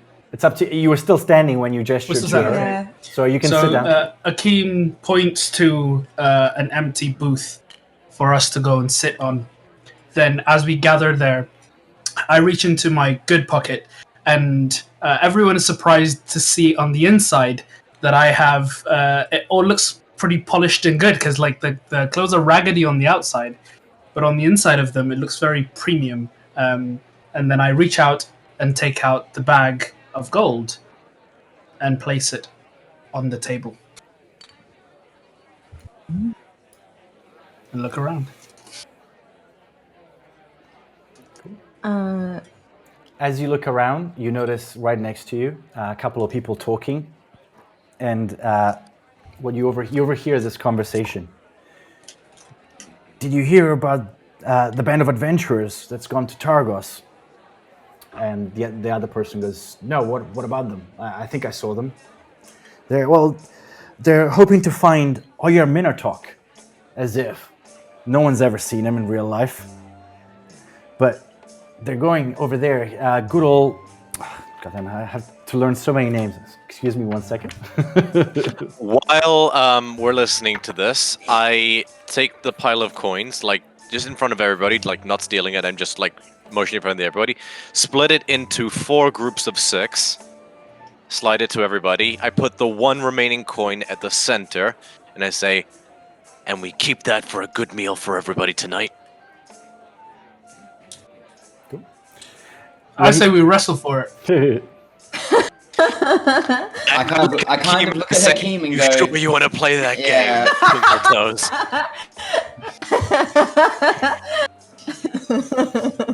Hakeem laughs and goes, "A meal for all is a great idea." So the conversation basically, the guy says, "Yeah, old Garrett thinks he can find him. He's gonna take them up Kelvin's cairn. I think it's Codswall up to me. I think it's a myth." So, Do you remember who? Sorry, Rover, just to make sure, because I told you who Oyar Minartok is. You good? yes, Okay. yes. So you just kind of catch this conversation. It's like boastful, kind of like, yeah, whatever. Like that's never gonna happen. They're gonna like waste their time. Do you refer back, explain it all? Yes. Okay. I quietly, like, with that, obviously, yeah, that's odd to me. So Oyar Minartok is a Goliath werebear. He's basically the same type of humanoid as Rover is, but who has got the curse, let's call it, of lycanthropy. Specifically, he turns into a bear. She turns into a bear. Sorry. Yeah. that's what they are. Oyar Minartok. No, it's just one person. Oyar Right. Minartok, the How do you Goliath. spell her name? It is. Yeah. Hold on. Oyarminartok.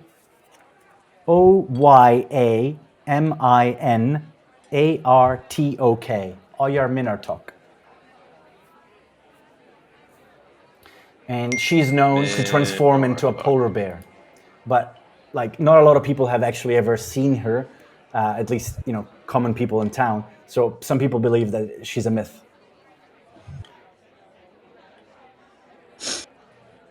They'll never catch him. And where were they What's- going to? Where were the adventurers going to be They were- going to? they were the setting- location was. They were setting off from Targos. They were like due to leave from Targos, and they were going to go up Kelvin's cairn, which I will show you guys is a big mountain, sort of smack in the middle of where you guys are.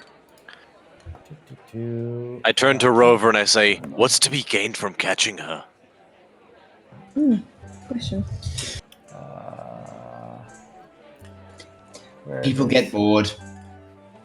I mean, also imagine if you told someone you killed a Goliath werebear. I don't think they're going out to kill her, by the way. Just kind of like find her. Just to make it clear. Oh, okay. Yeah, no. Have you ever heard of the Ballad of Bigfoot? People just want to find it to say they found it. Okay, so there you go. That's Kelvin's cairn is there. You can see the little mountain, and they're gonna. I turn. Oh, sorry. Go ahead. They're gonna set out from Targos. They're due to leave. They were due to leave, and they were gonna go up. I turn to Rover and I say, "I've not heard of this Bigfoot, but Waterdeep, where I hail from, has a popular myth that there's a beholder in the sewers." Deep under the... Yeah, the crazy shit people come up with.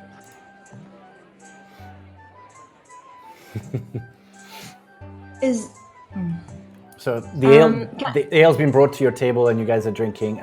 Someone deduct 2 silver pieces. Sorry, yeah, 2 silver pieces for the gallon. I'll pay for the gallon. I thought the gold was going to pay for our drinks. Yeah. The what? Oh, Yeah. right. We have 1 gold piece left over from divvying it up evenly. We're going to use that for drinks and food and everything. whatever's Okay, left over. cool. Yeah. Done. So these people that are having this conversation are in the booth behind us, yes? Yeah, They haven't left yet. Oh. They're just talking yeah, about. they're just talking. Can I turn around and engage them? Yeah, sure. A group of adventurers, you say? Hello, love. Hello. Okay. So you said a group of adventurers are going to Calvin's Cairn. That's right. I That's mean, right. So are they local? Some of them are, I believe. I haven't met all of them. There was a big fella, like the one you're hanging out with. There was one of them. I think he's from around here. I've seen him before. The others, I don't think I've met before. I've heard they're very handsome and charming, so I guess I was just asking about them to see if see if there was if you'd heard anything else. Okay. Yeah. They say, from what I heard, they've set out just yesterday. They were gonna Garrett, an excellent trekker from Targos. They hired him to find Oya Minotaur. A fool's errand, if you ask me. I don't think looking for unexistent things is a particularly good use of your time.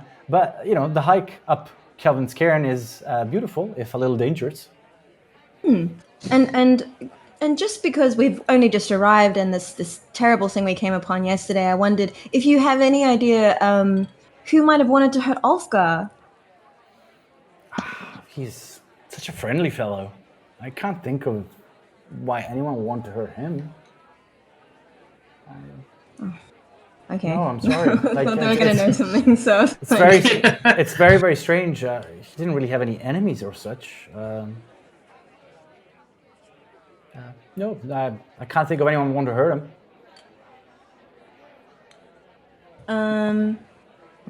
Well, have a good night then. All right. Okay, so... He turns back and continues conversation with his friend. I turn back to the group and I say, if it's still agreeable, and I'm looking directly at Rover, I would still like to check out the Black Iron Blades tonight or tomorrow, but before we set off again.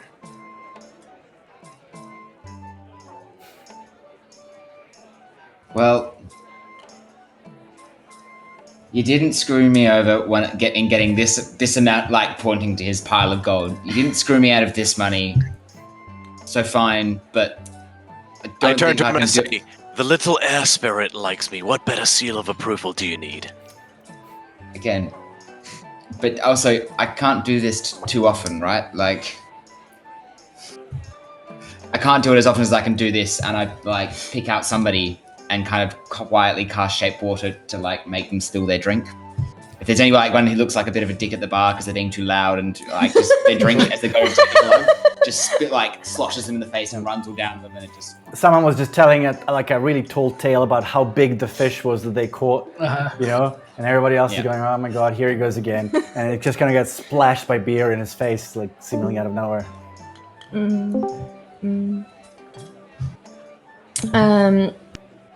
Well, if you... okay, I get... But yeah, I'm happy to do that. That's fine. And I turn to both of them and go, well, if you need to go shopping, then I guess we can stop drinking. It's late at night, go. so it would have to be the next day, right? Oh, I thought we'd had a rest.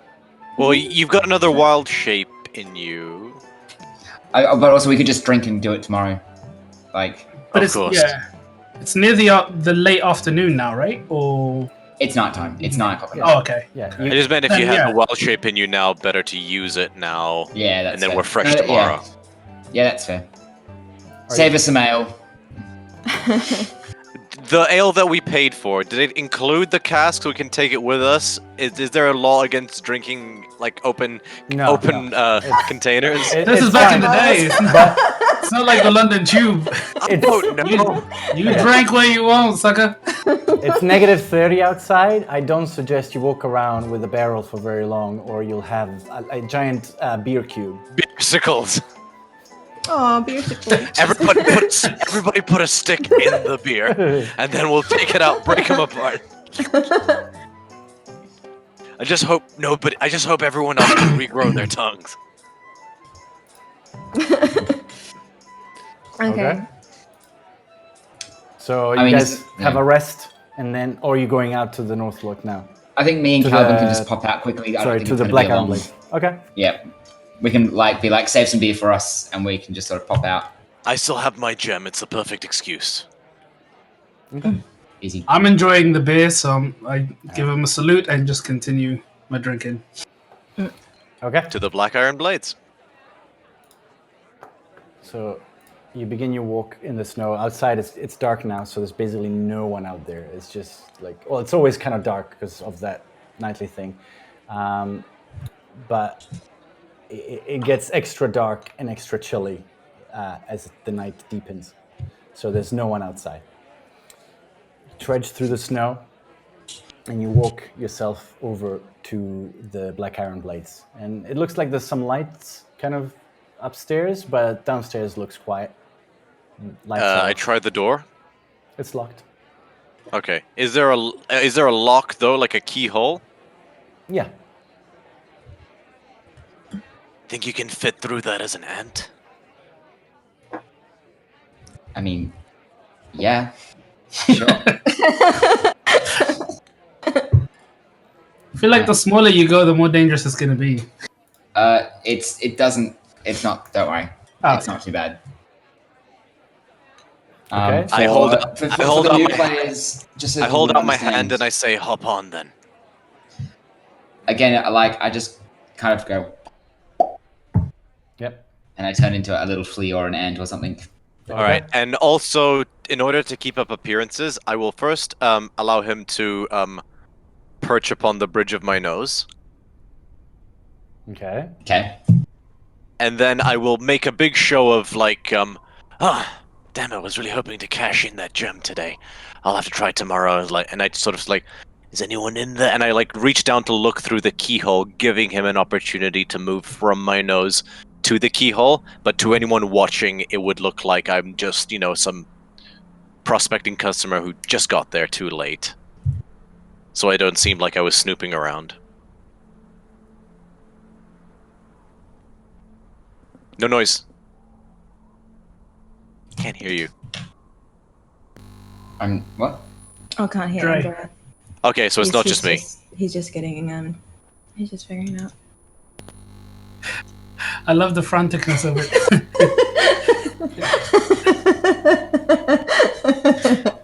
I mean, my attempt at subterfuge is probably going to be undone by if Okay. anyone saw they would have seen the Goliath vanish. So, But can you hear me? That was great. Yes. Yes. Okay. Yes. Batteries. Using a wireless mic so I can move around more, but that means that I need to keep track of the batteries. Anyway.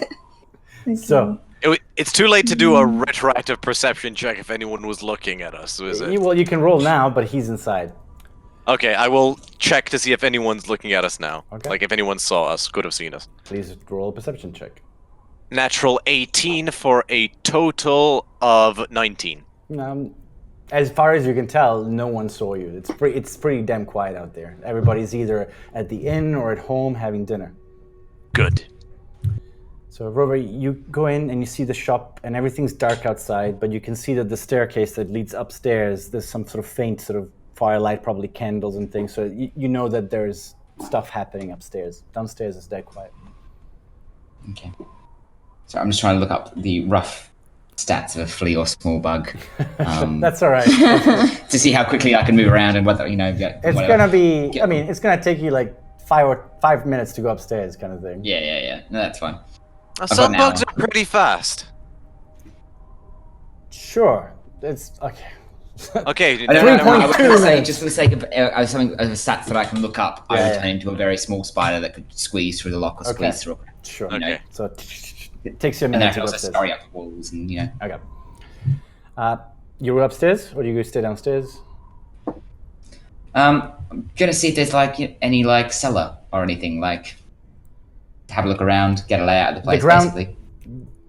You try, because just in case, but you would know that the ground freezes pretty solidly in these parts, so not many places dig Have a anything cellar, down. no. Easy. That's fine then. Yeah, no. Go up, have a look. Cool.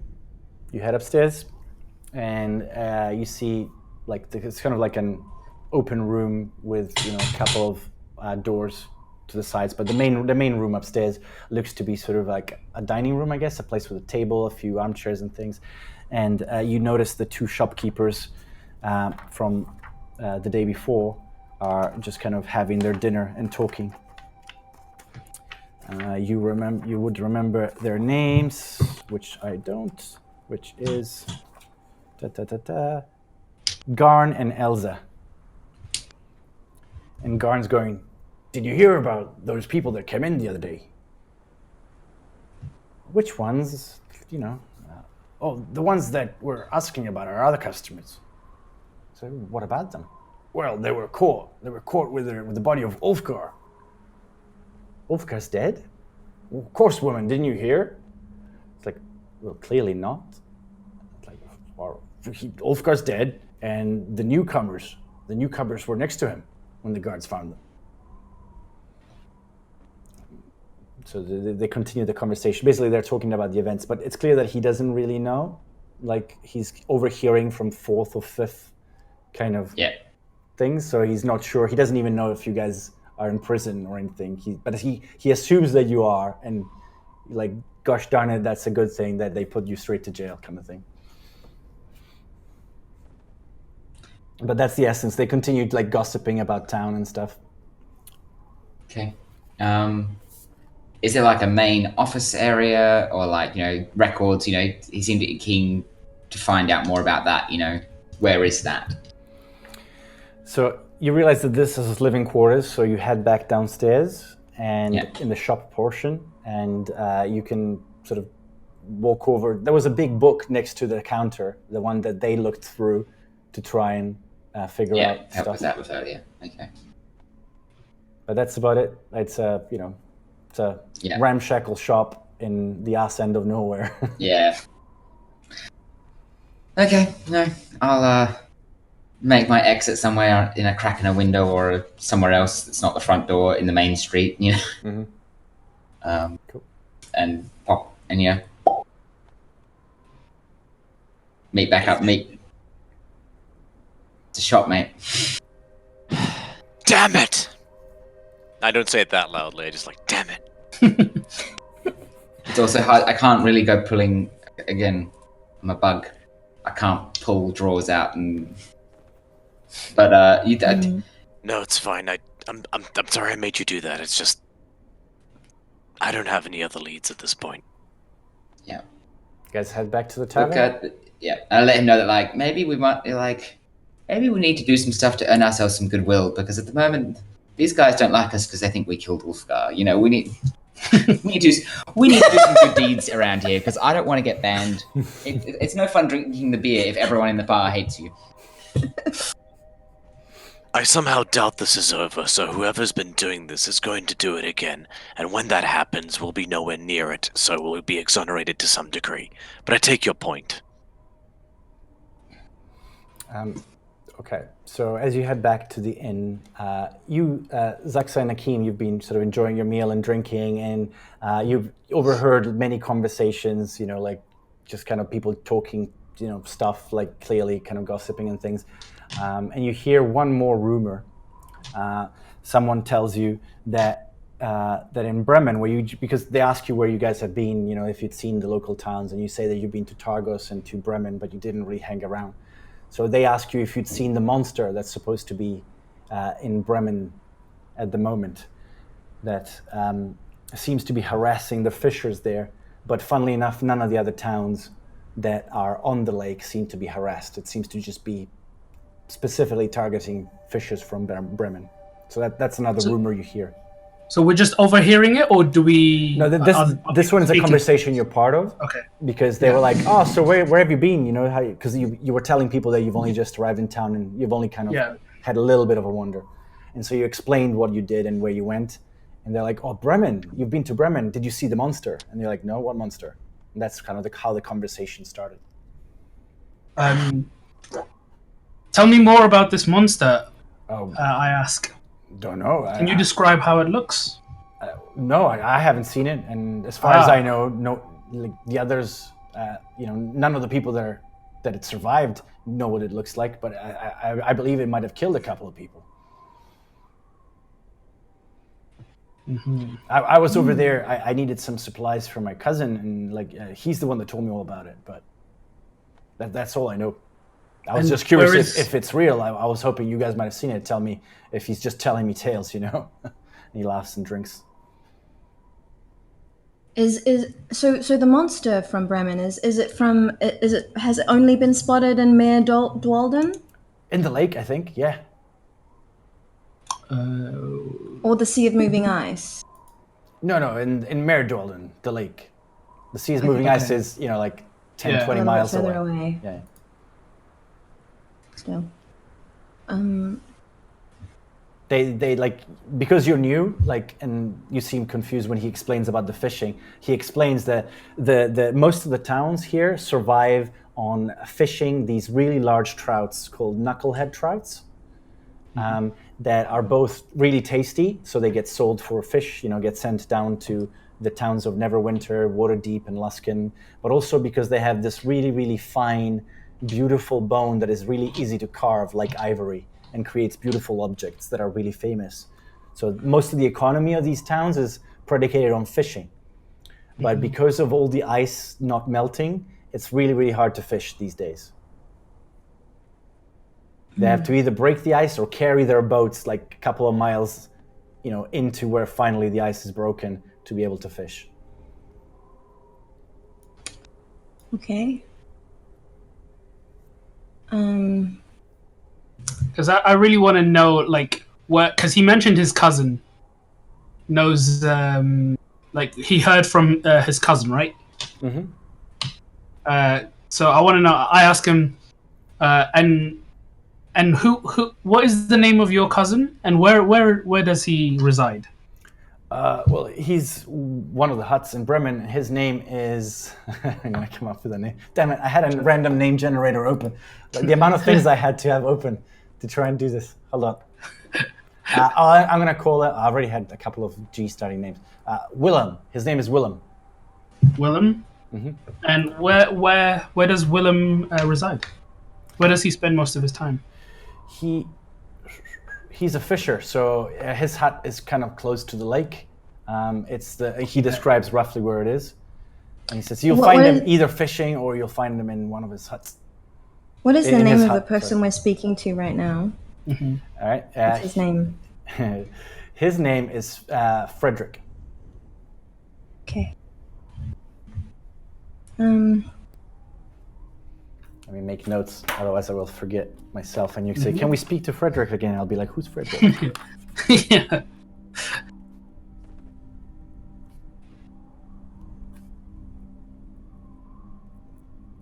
Yep. Okay. So as you're having this conversation, Rover and Caliban come back into the tavern, and as they open the door, like half of the tavern turns and goes, "Shut the goddamn door!" Because it's like the wind is blowing in really cold. Yeah. Just as they come in, I slyly and quietly whisper to Akeem, two copper pieces say that he turned that Caliban convinced Rover to turn into a bug. Me not knowing, saying, I'll take on that bet. All right, do you guys head over and sit down with them? Yeah. Mm-hmm. How'd it go? Waste of Endeavor time. was fruitless, but I'd like to point out that the method was exceptional, and I say, thank you, I really appreciate your assistance to Rover. Oh, The idea was sound. What assistance did you give Rover? Can I insight check to see that something's up here? Yeah. They seem oddly inquisitive. They haven't Can I also do that? They've said less than a word to me. Roll insight checks. 19. Son of a... 6. You can tell that there's something going on, and that they're like, It's innocent, but it's a bit of fun. yeah, it's definitely an in joke that you guys are not privy to yet. Yeah. No, I just kind of slyly go. I turned into a spider to scout it out, which I could do while you're sleeping next time as well. Just out of I Out of roll with frustra- laughter. Out of frustration, Akeem takes the mug that had the ale, half an ale left in it, and dashes it on the floor. Reaches into his pockets and begrudgingly gives his what was it, two copper pieces. two copper pieces to Zaxa, and goes, "I've learned my lesson with you." As you not spill your ale on the floor, Dre, I don't know if I'm allowed to do this with shape water, but I can change the flow. Is ale watery enough to be considered water? Sure. Then I kind of grab his mug off the table and use shape water to make it kind of fly up in a stream, and I catch it in the mug and go, drink responsibly. Would he shape the ale, or would he just bend the water out of the ale, leaving some I like would assume hoppy as long as- particulates behind Okay. and water? It's a cantrip. He can't Sorry. demolecularize the drink Yeah. into separate things. Yeah. I'm just being a dick. Carry on. No, but like if it was like something like spirits or if it was blood, then I wouldn't be able to bend it. Like there's certain, like because that's too viscous. That's not watery Oh enough. yeah, no. I'm just being silly. Yeah. But just for Okay. clarity, Akeem is both impressed and surprised by this, and gives Rover a kind of a nod to say, "I appreciate you." someone didn't get a beer today. It's your responsibility to finish yours.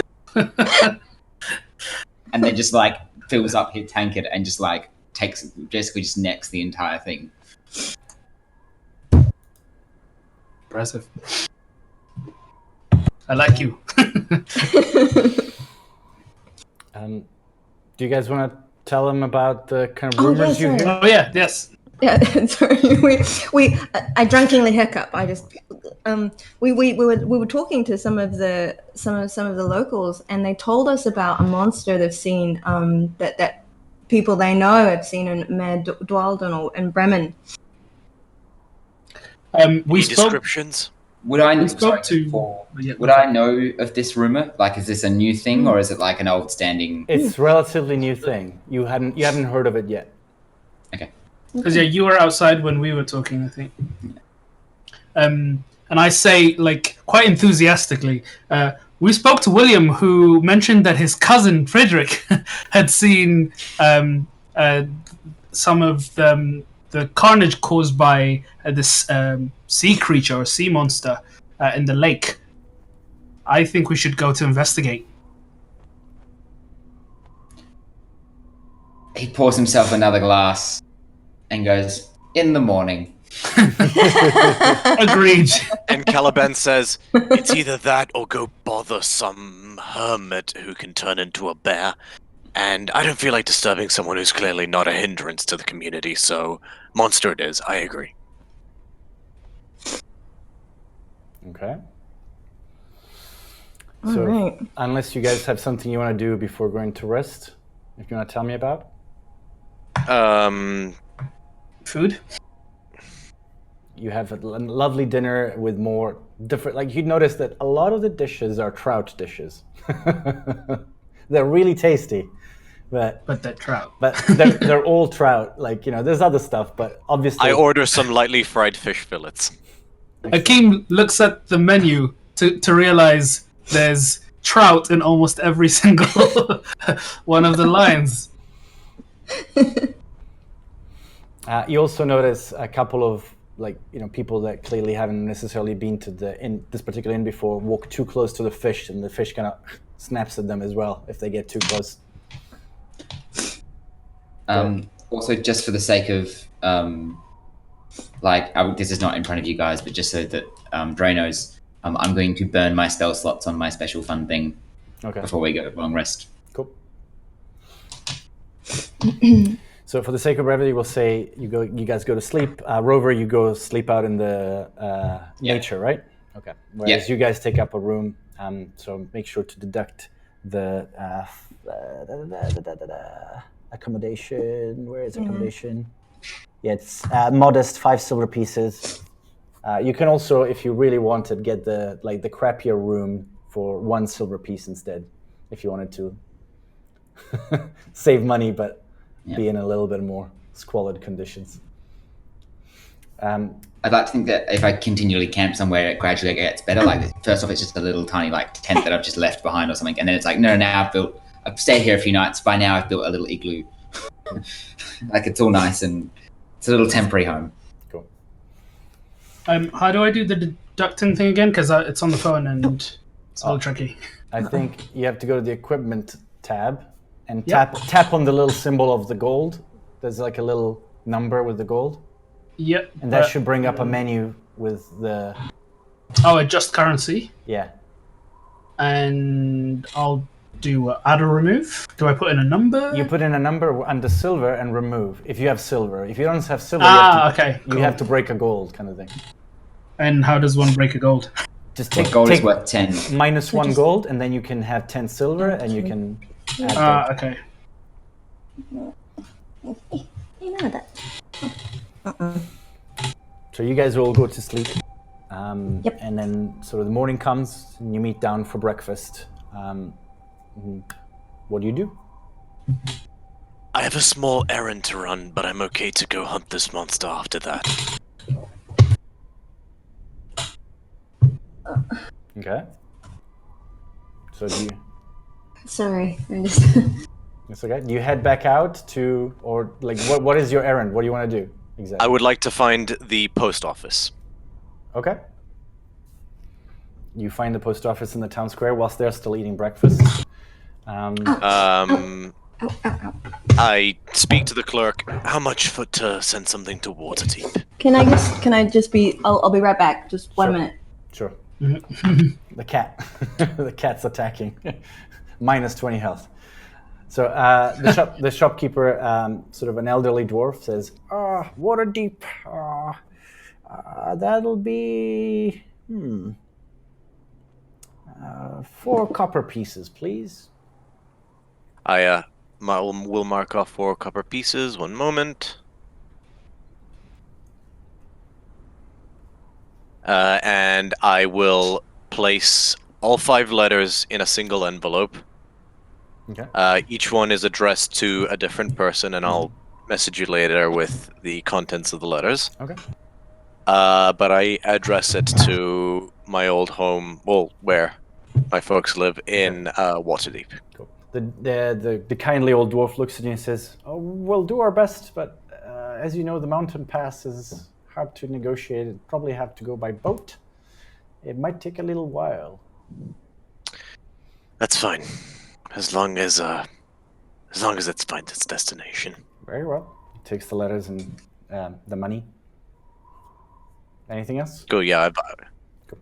No, I just wish him a good day and then very solemnly and silently join the others and just keep to myself mainly for the rest of the journey.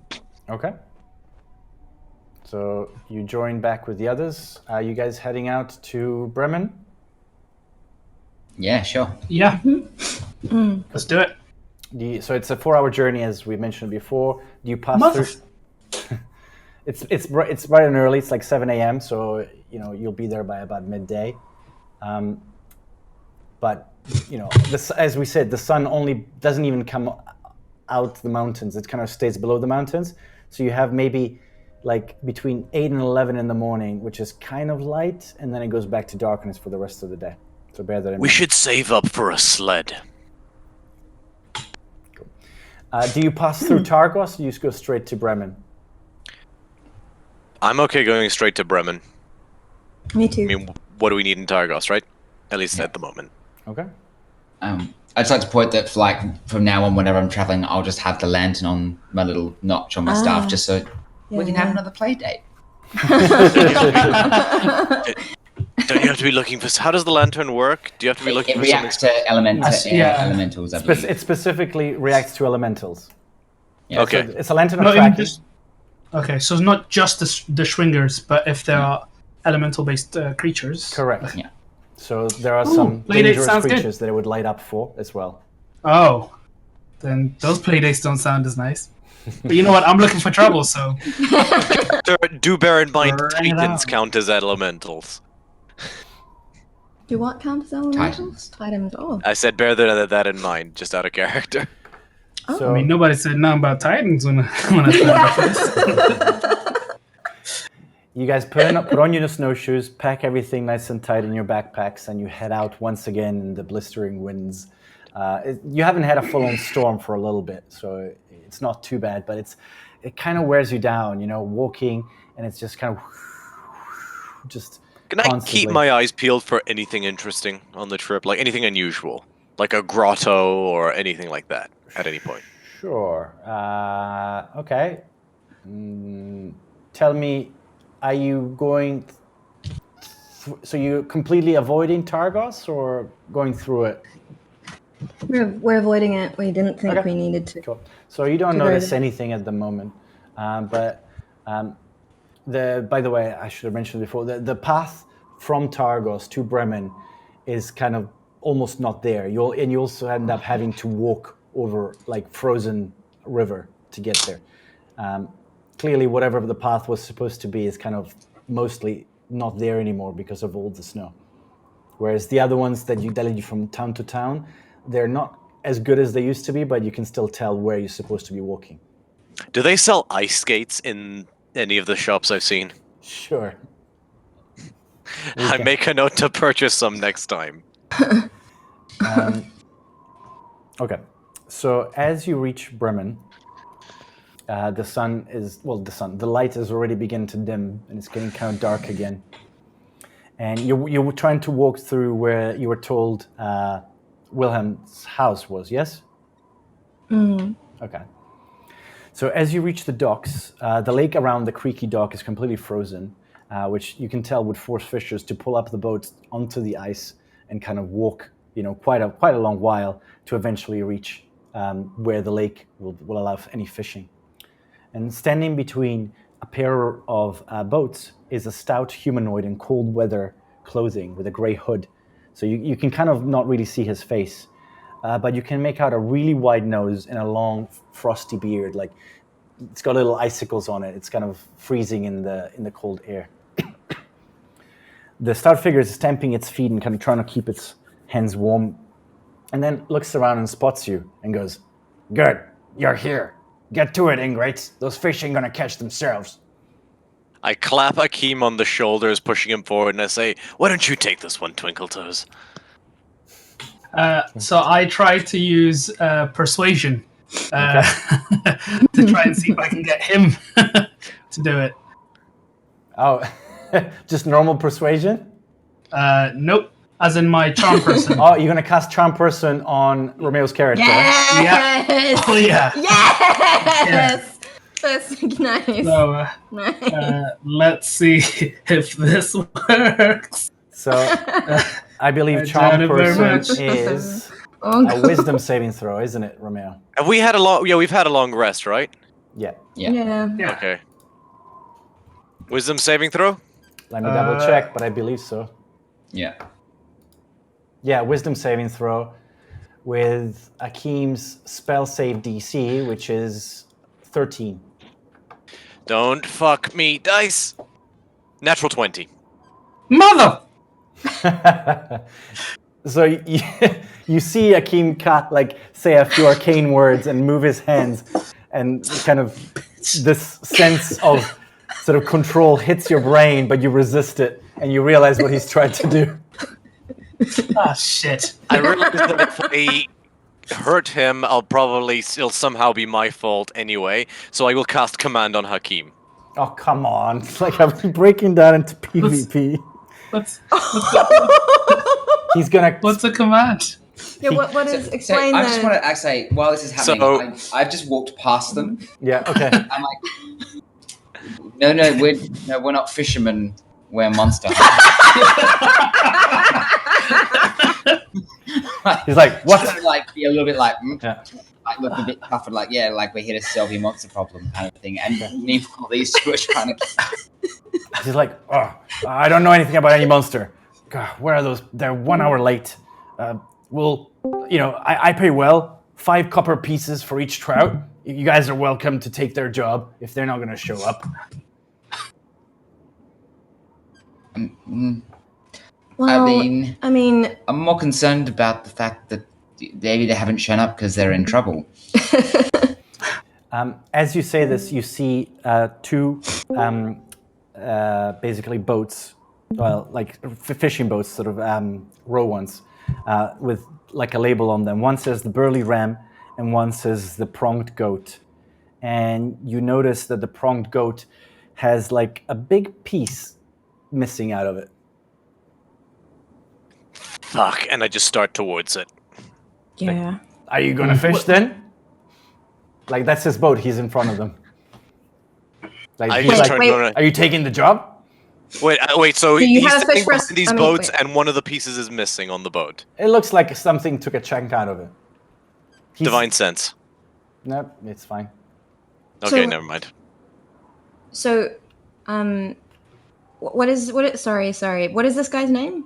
Have we? You haven't asked him. Name? All right. I say, kind sir, I think we've got off on the wrong foot. Perhaps we're a band of monster killers, and we do want to help you. Of course, we'd love to grab all your fish for you, but we feel like you might have a bigger problem. I don't know what you're talking about. Well, let's just say we will help you with that fish if we can use that boat. That sounds great. Excellent. Okay. You realize the entire lake is frozen, right? Not the entire lake. No. No, but there's ways. Oh, not the entire lake? Yeah, no. Like Because you there's have, walkways. you but- have to walk like 100 feet or something with the boat, and then you'll get there. Okay. That's good. Before we Okay, walk fine. too far from town, I cast my eye over the boat to see if there is actually fishing equipment in the boat. Yep. So, Because if not, yeah, like it's got some fishing equipment. no, that's cool. Um, I cast my eye over it. I'm like, yeah, okay, we don't need to run into town and buy some. okay. Nor are we being set up as bait. Or we might actually still be. Keep your eyes peeled. So as you kind of sort of agreeing to this, you hear footsteps approaching on the creaky dock, and another figure completely covered head to toe in cold weather sort of clothing has joined you, and it sort of wags its finger at the dwarf and says, "You have no honor, barrel boar," and pulls down its woolen muffler to reveal a pale half-elven face. "You're sending these innocent people to their death, and for what? A few fish? Pay no mind to this rambling fool," says the dwarf. No. Let us speak. And she says, Did you tell them about the monster? Retorts the half-elf. And the dwarf just kind of curses under his breath and just kind of walks away and says, "Get to work." And What do you know of the Starts- monster? The female? hold Half-elf? on, let me Sorry. finish the description. All right. And as he walks away, she turns to you and goes, "I'm getting the feeling Grinks doesn't like me very much, or anyone who steps between him and the gold swimming in the lake. I'm Tali. I'm studying the local animal life here in Icewind Dale. I just couldn't stay silent and watch another crew fall victim to the monster of Maer Dualdon." How much do you know of this monster? "Not a lot. I just know that some crews go out to fish and they don't come back. You can Does see. anything come back? Wreckage, flotsam. Well, you see that boat over there? That's the. Is this? I'm sorry. Is that the boat that we're supposed to get on, or Yeah, is it a one of the different two. boat? There's two boats. Each can Right. hold about But four. one has a bite in it. Yeah. Okay. Can I tell what made the bite? Yeah, that's what I was going to say. Mm-hmm. Okay. How big is it? Okay. Roll a nature check. I'm not good at those. Actually, I will assist the druid if I can. How do you assist I'll say- a nature check? So I got a 19 for my nature check. Okay. I just stand next to him and say, "You can do it. You can do it. You can do it." You can tell that it's a very large bite, like out of the boat, and it would definitely be like a creature, like a dangerous creature. I don't know if you would have encountered it though. That's the thing. I'm gonna say. But, are we talking like large, huge, like just guesstimating things? Large. Is this normal? It's This a is a lot large of- creature. It's a large creature, not a huge creature. And it's got like one big mouth, not like 6 little Fangs or mouths. tusks or... Just one giant bite on the side. That Probably sucks. about like this big, the bite. Yeah. Are all the teeth identical? Yeah, All the teeth marks identical? Similar. Okay.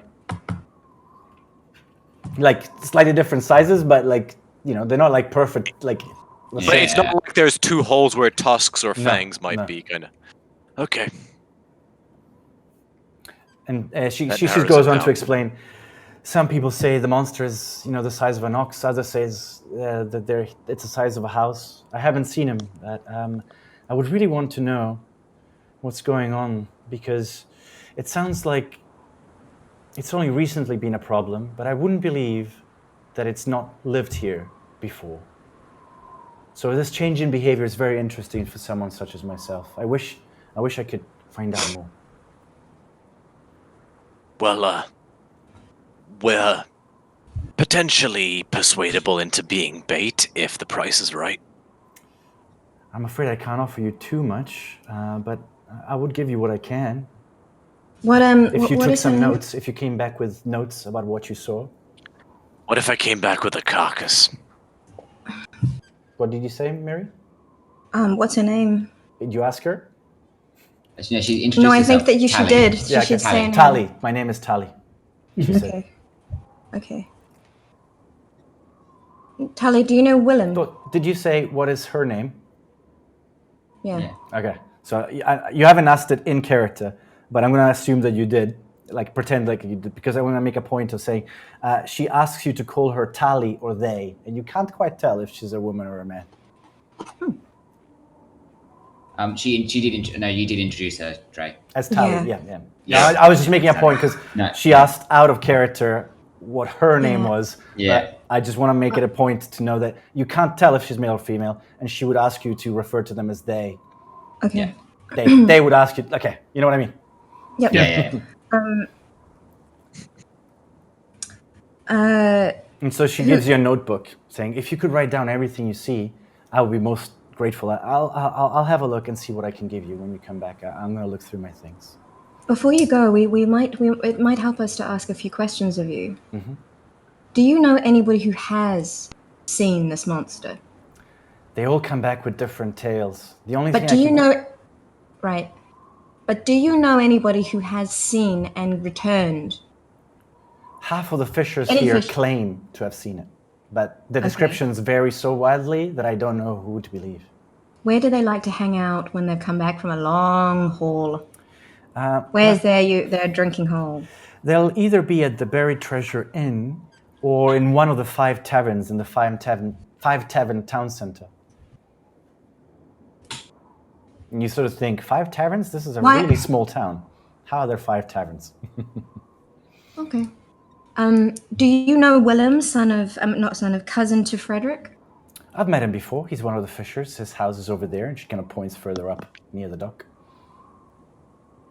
Does she actually single out which house it is? Yeah. Or does she just No, gesture in the she direction? singles out the Because- house. That's his house over there. This is a Okay. small village, so here you're more likely to know where people live. Okay. But I just want to know if she'd actually told us where he lives Yeah. instead of just. I'm gonna tell you. Like, oh, sorry. No, go. Let's assume that it's the furthermost north house in the map for Bremen. Do I still have the map up? No, I have the other one map up. Let me switch maps for you.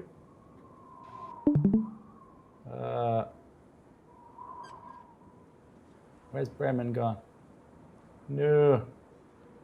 It's right there. Why, Tally? Why should we give you any notes at all? Well, I would be most appreciative. I don't have very much. I know I can give you this 5 gold pieces. That's how much I have on me right now. And I also have this scroll of animal friendship, if you guys would care to have it. See, I want to Can do you an explain what that is? Do you mind explaining just what a scroll of animal friendship a is? scroll of Because animal I don't friendship know. is a scroll with on it inscribed the spell of animal friendship, so that anyone that knows that spell anyone that has that spell on their spell list could cast it without having to use their resources. So it wouldn't use a spell slot. Right. The spell of animal friendship makes it more likely that you're able to convince an animal to do something you wanted to. It kind of helps you out with that type of thing.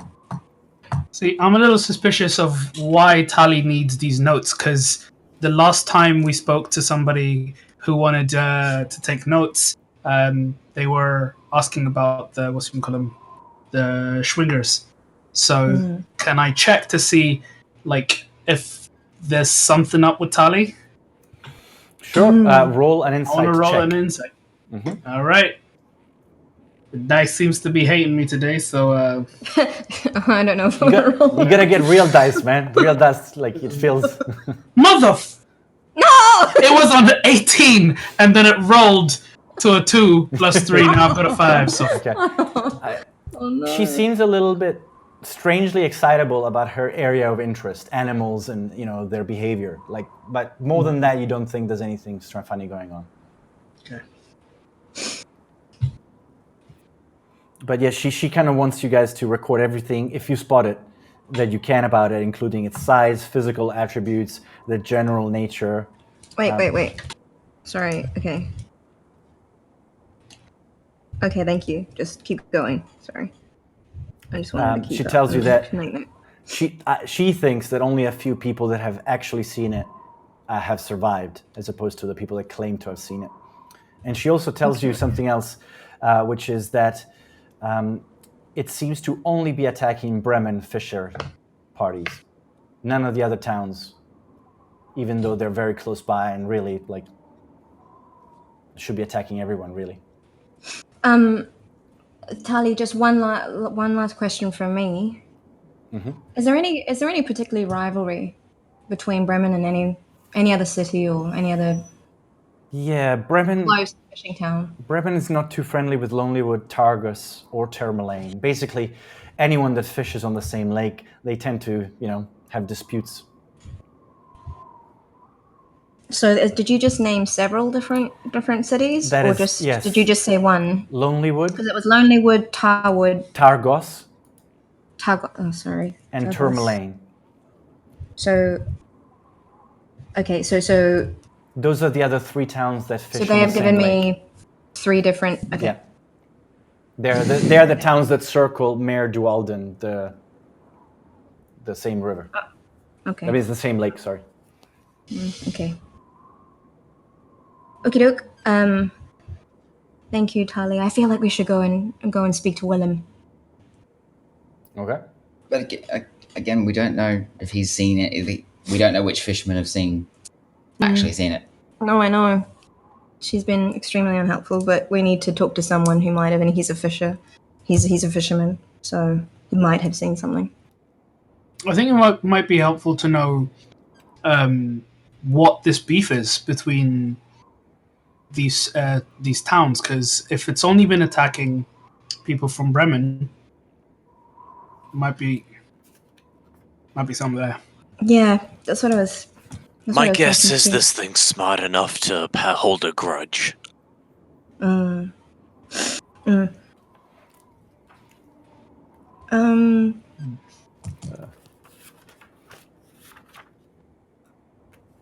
do you want to go? We'll go speak to Willem, and Okay. we'll. Yeah, we don't have any other leads, so Yeah. So you head over to the house that was pointed out to you, and you knock on the door. Dum, dum, dum. And out, like the door swings open, and you see this kind of, let's say, middle-aged man with a sort of a burning red beard and red hair. Kind of looks like Tormund from Game of Thrones, if you've seen that. Got a friendly face, and he says, "Hello, can I help you?"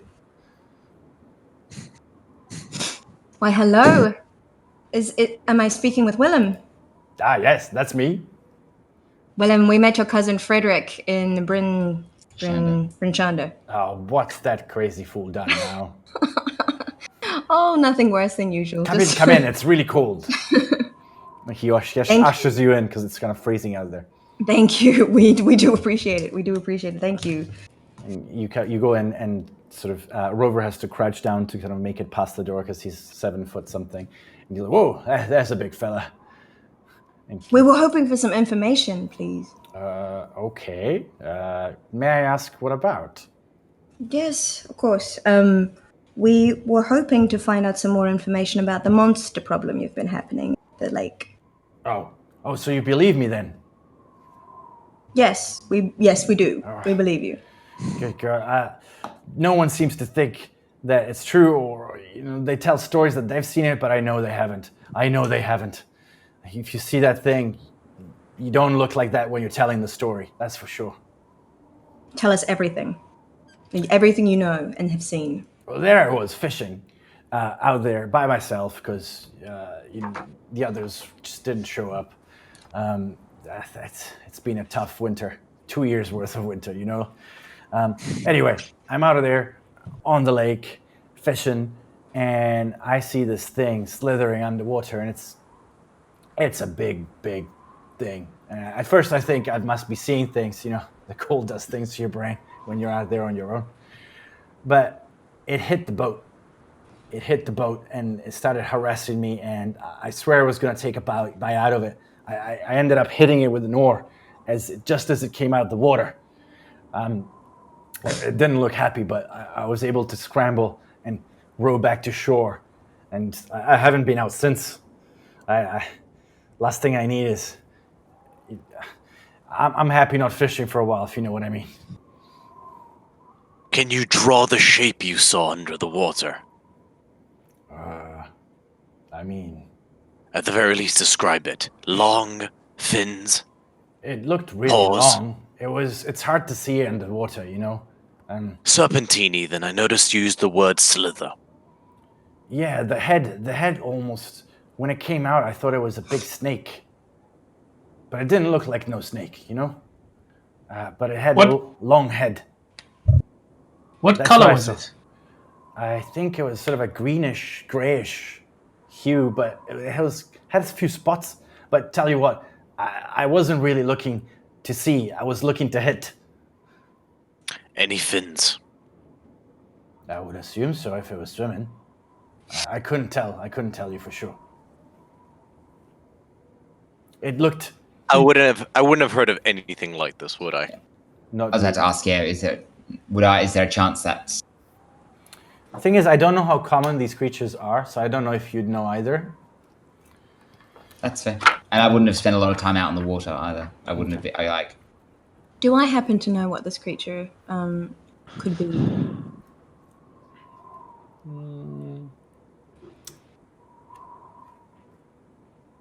You can roll a history check with disadvantage. You might have read about it in a book. It might jog your memory.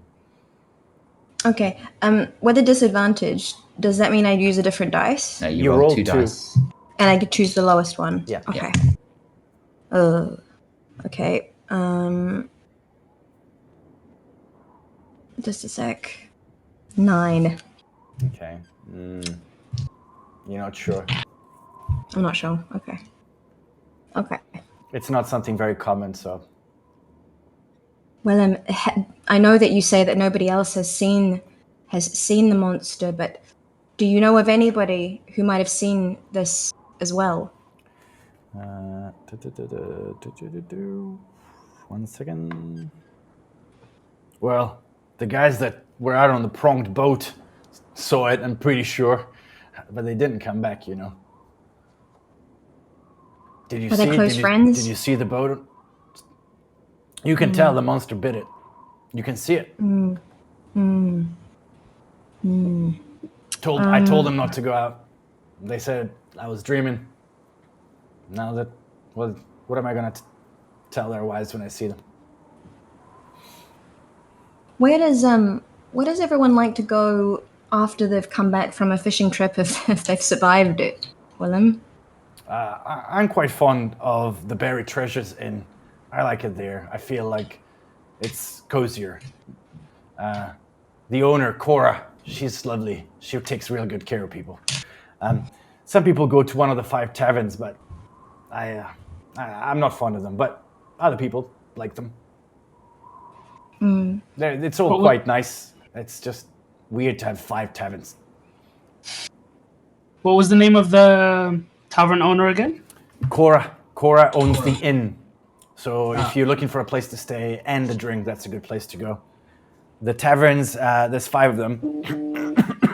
One's the Stones, one's the Even Keel, there's the River's Mouth, the Grumpy Moose, and the Black Bearded Brother. Mm. Does just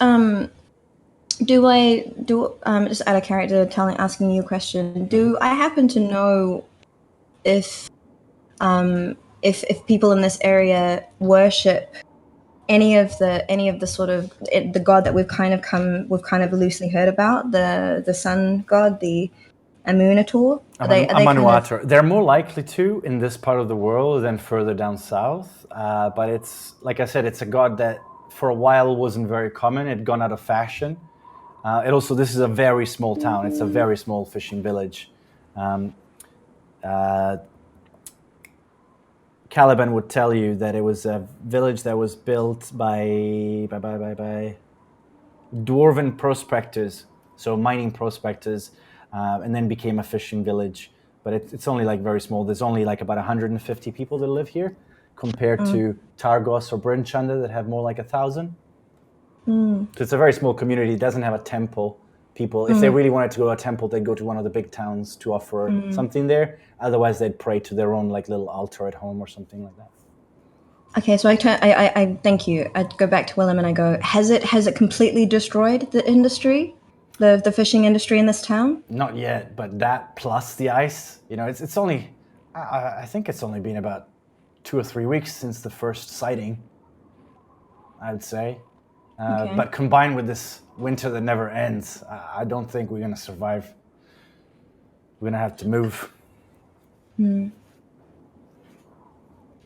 And since the industry's been affected so much by this monster, is there any other town that has done particularly well out of their yield?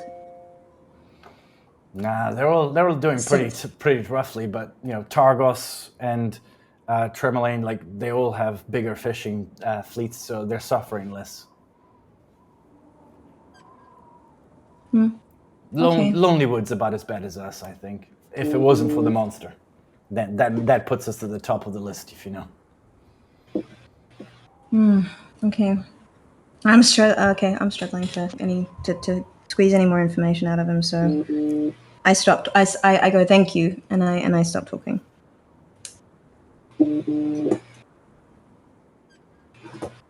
Okay. I'm out of possible questions. I don't know what else to ask. You guys want to head out onto the... Looks like Sea Beast is on the menu, guys. I think we should go to the Buried Treasure Inn. Because we have a name for the owner of the inn. Yeah. Do we have a name for the others? I don't. No. I mean, I don't expect that we'll encounter anybody who also could tell us more information, but we might as well try to ask if there are any other fishermen who might know anything. I'm not sure. Maybe it is a waste. Maybe we could, if you guys want to, we can just go out on the boat. I think that's probably the quickest way to find out what the hell's going on. Okay. But I feel like that's also a lot of trouble. Has everyone rested? Yeah. Okay. I mean, Akeem and Caliban have technically burnt a spell slot. So can I retract that at all? Because I assumed you didn't want me to do that. Sure. Or is that still in effect? Okay. I've definitely burned one. I will, however, punch Akeem in the face. Oh, come on, man. Not to do damage, but Kinda had that coming. he tried to charm me. All right. Do we want to Wait, rest again. first? Do we want to rest first, or do we just go? I think I'm good. I mean, regardless, I'm like, you guys can keep playing, but I'm probably gonna have to go in about 20 minutes. Thereabouts. Well, we can start this. Same. Yeah, that's fine. Again. Let's get to the end of this, and then that's it. All right. So you guys get into the boats, and you head out onto the river. You have to kind of pull... Into the boat? You mean the boat or boats? You want to get into one? That's fine. The one that's not damaged? Hold on, did you no, I just thought I missed it. Did you say we're going to be taking both boats? I said plural, but I just didn't think, because there's 4 of you. 4 of you can fit on one boat. That's fine. So you don't have to take out both. You can just take out the one that's not damaged. No, I Let's was just take the thinking, one. should we take both? We could. I don't know if we should be separated if there's something like this in the water. Maybe we should be. That's what I'm thinking. Your call. always good to have a spare boat. Yep. All right. All right. Like Alright. so we just tie it to the first one and then just we'll be in the first one. Okay. Okay, that's sensible. Yeah, let's do So that. it takes Sounds you like a plan. guys a while to pull them all the way to where it's actually wet as opposed to frozen over. And because you guys don't have crampons, this is not a battle situation. So I'm not going to go into detail, but you keep slipping. So bear that in mind. Yeah. Going on ice, it takes you a little while to get to the water because you keep like slipping over, and you have to catch each other and keep each other upright. Okay. So you finally make it to the water, and you sort of head out, and it's dead quiet. So the wind, as you get further away from land, and the wind isn't blowing kind of the snow around as much, it's just kind of eerily still. The water is only very slightly choppy, and there's almost nothing there. Kind of, you keep rowing the boat. Who's in, sort of steering the boat? I would have some experience steering boats as well, right? Can I help him? Sure, but Minimal? have you got Yeah. proficiency in water vehicles, Rover? No. Nope. Okay. I just Cool. it's all new. I I get. do. I do. In Yeah. water vehicles specifically? Cool. With my background, yes. Cool, perfect. So do you want to steer then? Yep. Okay. You notice that there's several bobbing pieces of ice that you have to avoid. And you're kind of trying to go past them very gingerly because they're moving, the wind's moving them, the boat's not going perfectly straight because there is a bit of sort of a breeze pushing it as well. So I'm going to need you to roll a wisdom check, survival wisdom check. And if you have proficiency to water vehicles, you can add your proficiency. So that's 2. Can I just say, if we're trying to avoid things, can I use shape water to like make bits of water if like one's about to hit us, or like to try and like part these little icebergs? Okay. I will give little bit. Zaxa advantage because you're doing this. Yeah.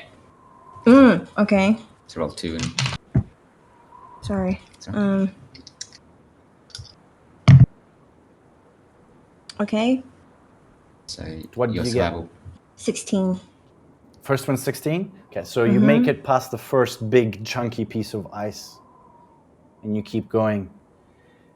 And you see another big one that's coming towards you. You didn't notice it right away, so roll again, once again with advantage. Can I? Okay. Can I Okay, run natural to the... 20. Oh wait, no, I can't. It's 13. Sorry. No, it's with Oh, advantage. advantage. Oh, Advantage, sorry, it's natural 20. 20. 20. Natural Okay. 20. Once again, you deftly, That's what I was- using your skills learned on your father's boat, and as a kid, you're able to kind of maneuver quickly and use the current to your advantage and skip past the next one.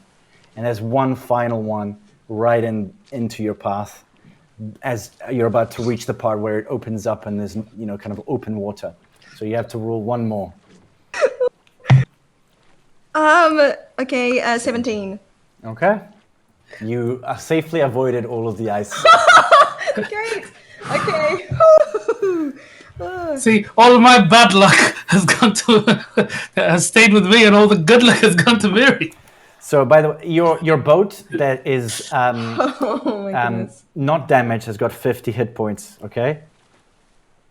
Okay. And the other boat is only got 36, the one with the... So the one we're on, the one that we're actually on is 36. No, the one you're on has got 50. The one that's damaged and you're towing is got 36. Okay. Yeah. So I'm assuming you get out there and you kind of... The city is kind of far in the background now. You don't see it much. It's getting smaller there, especially because of the wind and the weather conditions. And you can barely see the other side of the lake, but you can kind of see it in the distance. But there's just nothing else at the moment. And it's kind of Is there an eerily anchor or quiet. something? Can we drop anchor to a spot where we were told to fish? Sure. I take my personal hempen rope and I say, we should all be tied to one another and the boat in case one of us gets dragged off. Fine, I'm tying myself to the boat. Okay. Sure. I mean, I if mean, the boat actually- goes down, I will sever the rope if that happens. Okay.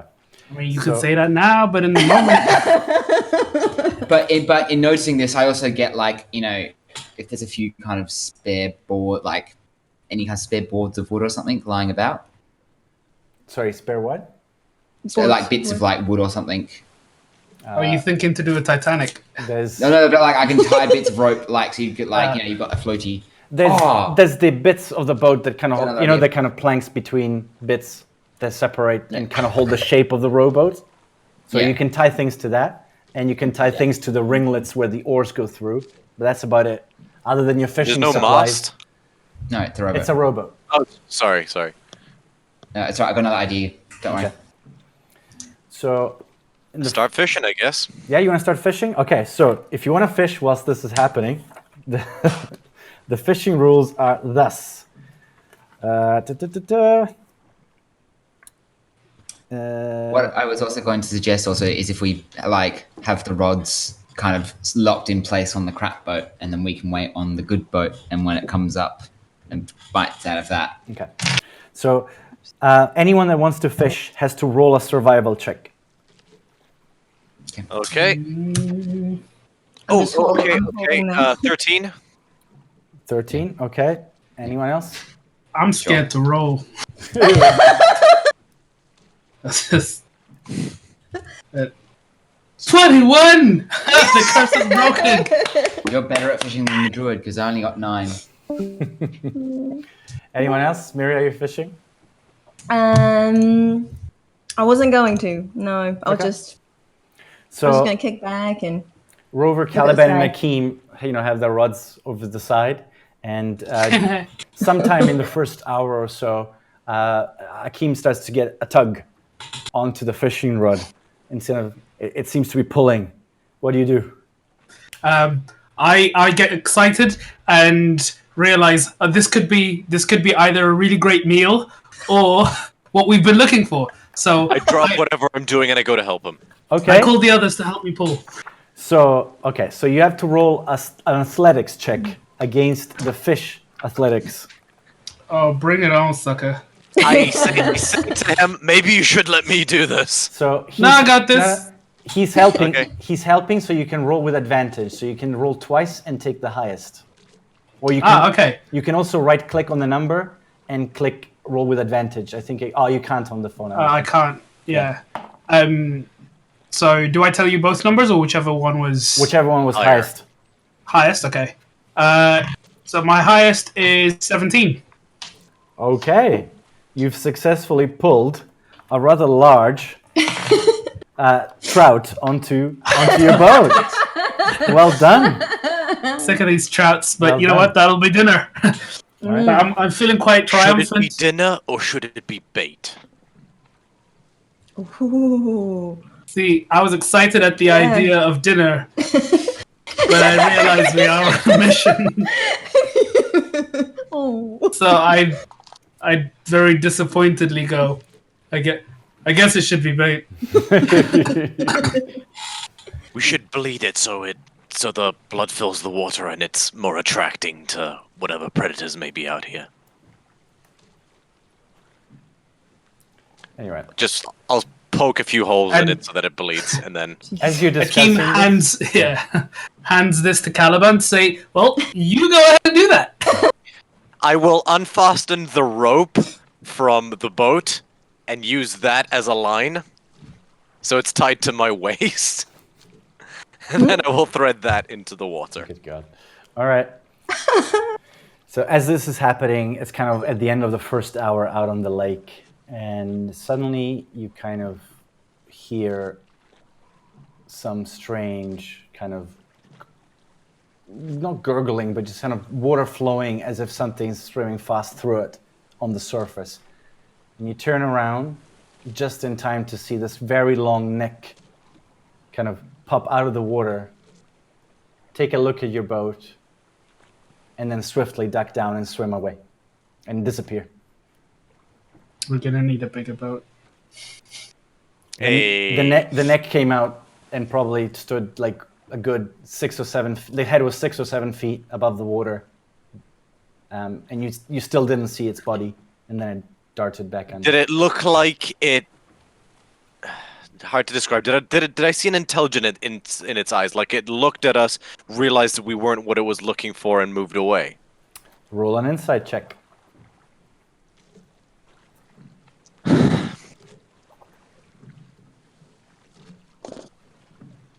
Fuck! 9. You're not sure. It was a big, scary thing. You barely had time to look at it before it was No, gone. insight 11. Yes, not sure, sorry. Okay. Fine. Okay. After having seen it, do I recognize Yeah. anything about it? I was about to ask the same. Anything that I discerned? You realize that it's not really any creature you've ever seen before, I think. Basically, it's not like a normal animal that you've seen, any of you. It's kind of like, oh, what the hell was that?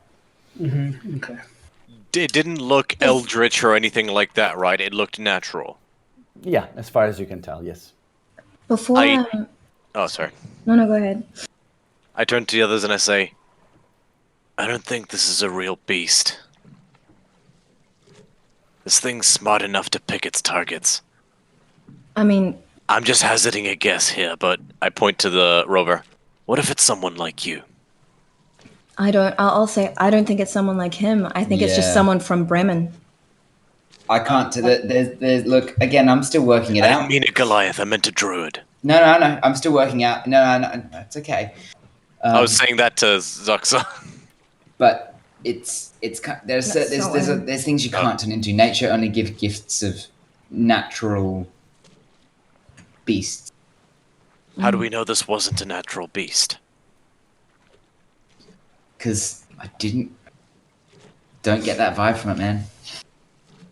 I just want to ask the DM a question about how quickly it moved away. Did it stay above, or did its neck stay above the water to a distance before it dived, or did it just immediately duck up and dive? It ducked up quickly, saw what you guys were up to, and then, you know, like when a dolphin goes bloop and like disappears in an instant? Right. Kind of like that. Okay. So as you're kind of discussing this, sort of another hour's going past, and during this time you see a small fishing boat coming over from the direction of Lonelywood.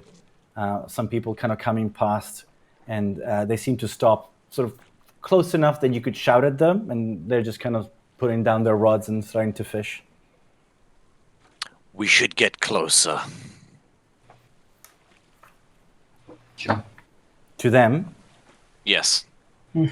Can we see from where we are whether there are any distinctive flags or symbols painted on the boat that might indicate where they're from? so what you see is sort of like like their flag. It looks like a green. In talking about flag terms, a green field with a white stripe through it, basically. And you wouldn't know what And this is that is. Lonelywood. But if you tell Caliban, he would say that's the flag for Lonelywood. That's the flag for Lonelywood. Okay. So, do you try to approach them? I think we should stay at a distance. Okay. Like, close enough to see, Yeah. but not so close that, like, if anything happens to them, that we're also caught in it. Don't maybe we want to be caught? caught in it because then we can stop it from happening. So, I think we might have to have someone from Bremen on our boat. I think we need to go back to the town and get someone from there, because it seems to only be targeting fishermen from that village. These guys are probably safe.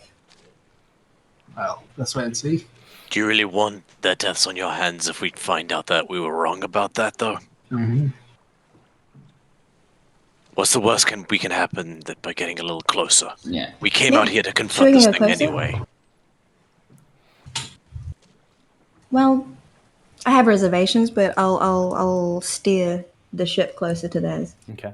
They look, as soon as you start making a beeline for them, they kind of go, you can look that they're not, you can see that they're not too happy, and they start to kind of pull up their anchor as if to go somewhere else.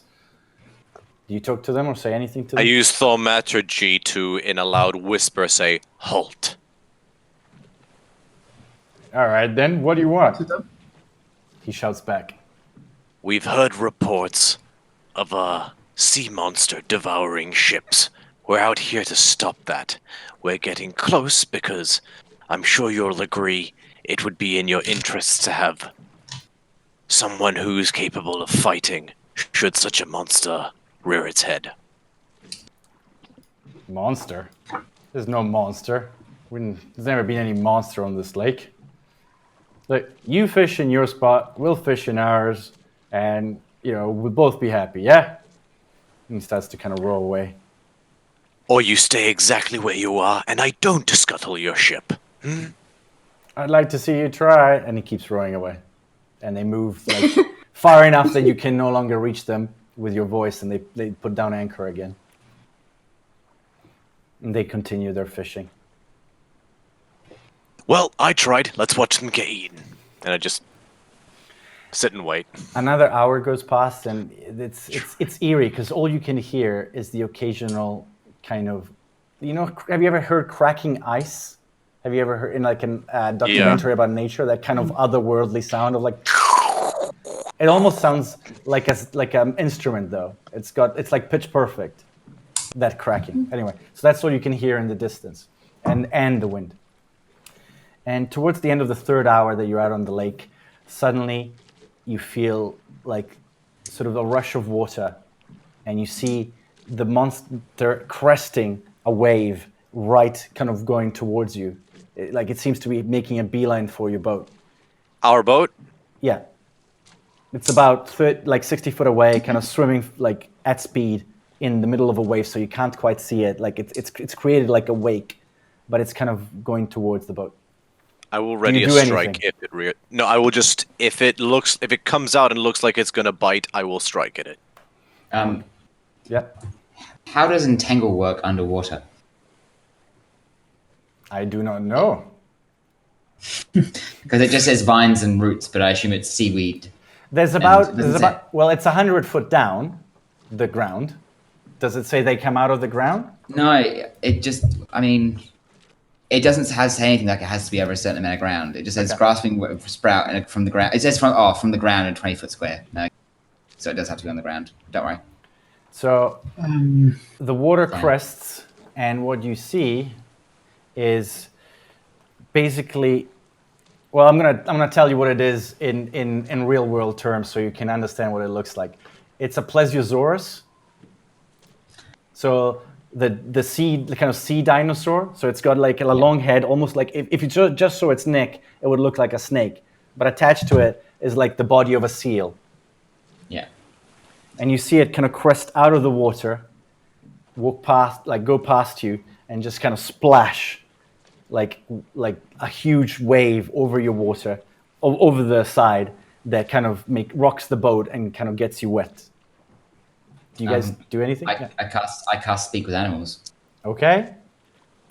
What do you say? Is it a beast with intelligence 4 or less? It works. Does it have to pass a saving throw, or? No, it just because that's a requirement to speak with it. It has to be a beast. It can't be a monstrosity. Do you say anything? What do you say? I'm like, oh, aren't you beautiful? Oh, I've never seen one of you before. My friend.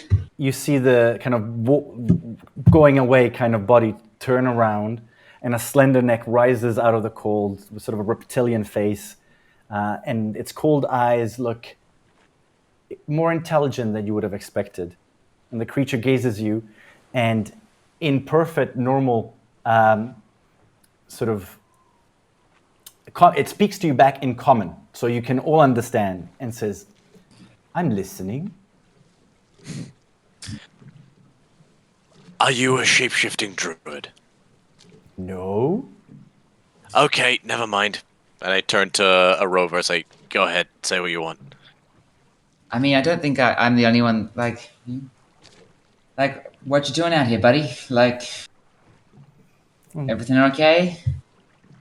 It's all right. I used to just swim around the lake and eat fish. Now I'm doing some other stuff as well. Hakeem, mesmerized by this, asks, "What are you?" I am, I believe, the scientific term is plesiosaurus, although there was a time where I didn't know such things. And just kind of looks up, like, intently, like as if remembering an earlier time. How can you talk and be as intelligent as is, you'll forgive my saying so, uncommon for one of your species? Well, a human gave me this gift. Her name is Ravizin. How do you spell that? I'm not sure he would know how to spell, but it's Ravisin. Hang on. Ravisin. Ravizin. Thank you. Why would they How- do... Oh, sorry, never mind. I was just going to ask, how old are you? I think it's hard to know for sure. I didn't used to be this smart. So the time before that is hard to count. I think I am over 50 years of age.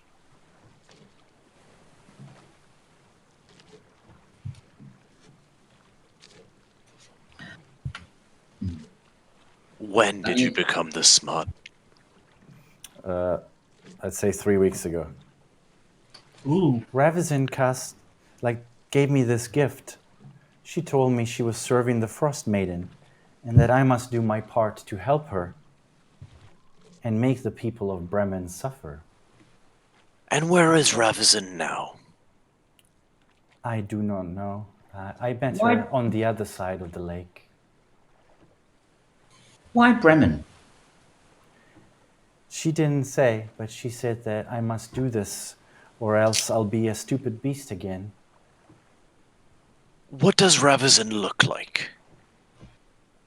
Let me describe her to you.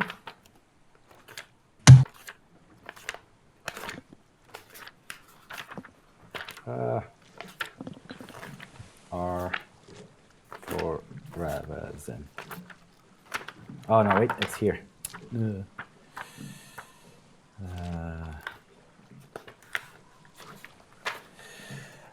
Tall, with pale skin and red hair, almost dark purple lips, wearing furs. Pale skin, red hair, dark lips. Yes. She's human, I believe. Have I met anyone who matches that description? No. Do you have a name? I didn't before. I hadn't thought about that. Maybe I should. What would you pick like one. us? What would you like to call it? What would you like us to call you?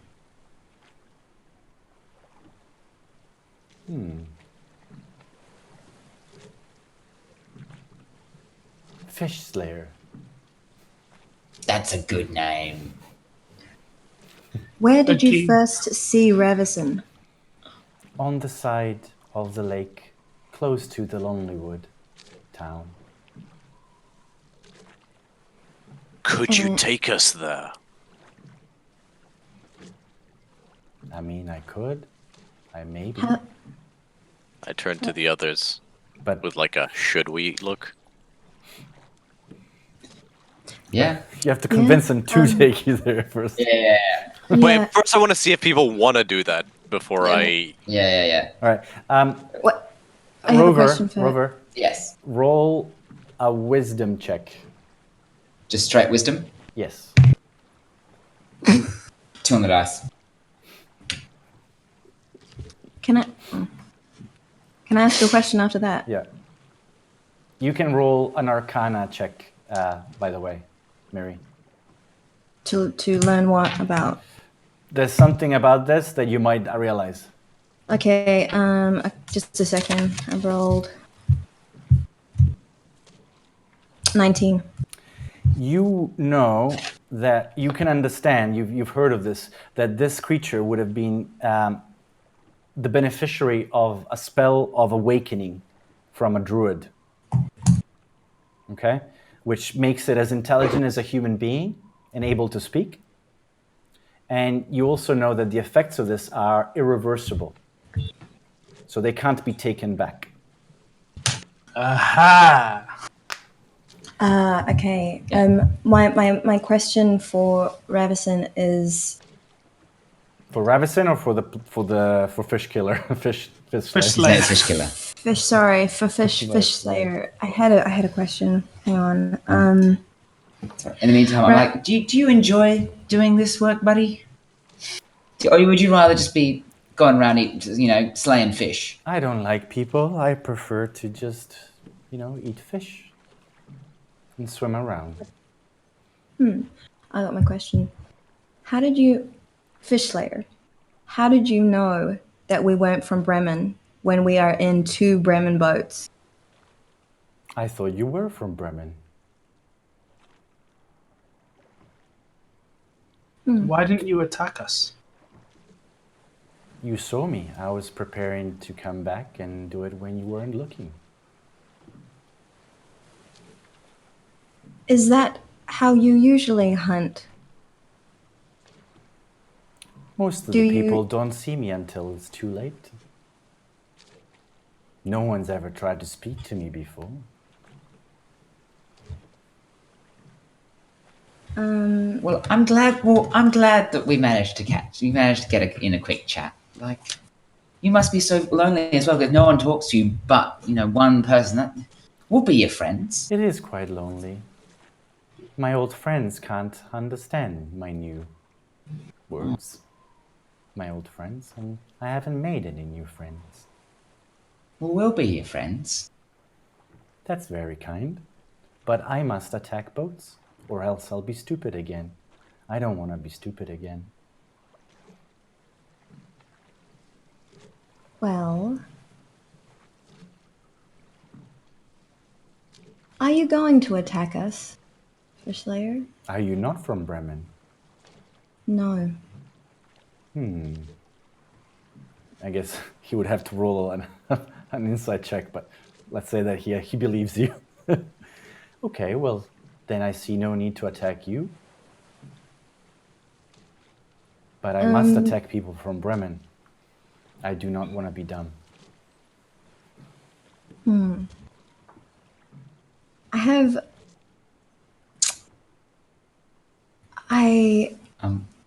Before you go, I am going to have to clock off.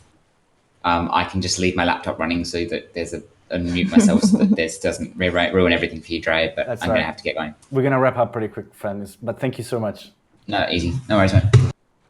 Toodles. Easy. Bye. So do you want to tell Fish Slayer that, because I just told you, you've realized that this spell can't be taken back, so he's not going to be dumb again.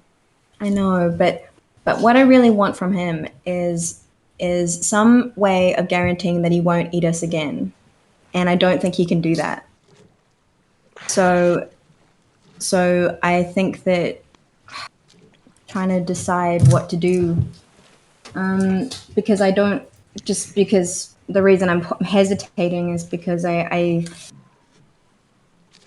it's not really a win for us in a way. I mean, if we're now that he's not going to eat us at this moment. Are you guys taking notes, by the way, for Tali about? No, I wasn't. I would be. Well, I got no dog in this fight, so I probably would have started it. All right. Okay, I'll tell him. But Okay, so anyway. what do you say to him? I say, I say, Fish Slayer, I might have some information that is important for you to hear, but I do need something from you in turn. Well, if it's useful information, maybe. What can I do? I can tell you something that could prevent you from needing to slay any more people. Okay, but if I do that, I will be dumb again. Okay, no. You're not going to be done. The spell can't be reversed. Okay. Roll a persuasion check. Do any of you?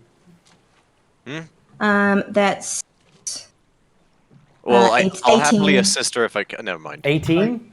Yep. Just passes. Ooh. Okay.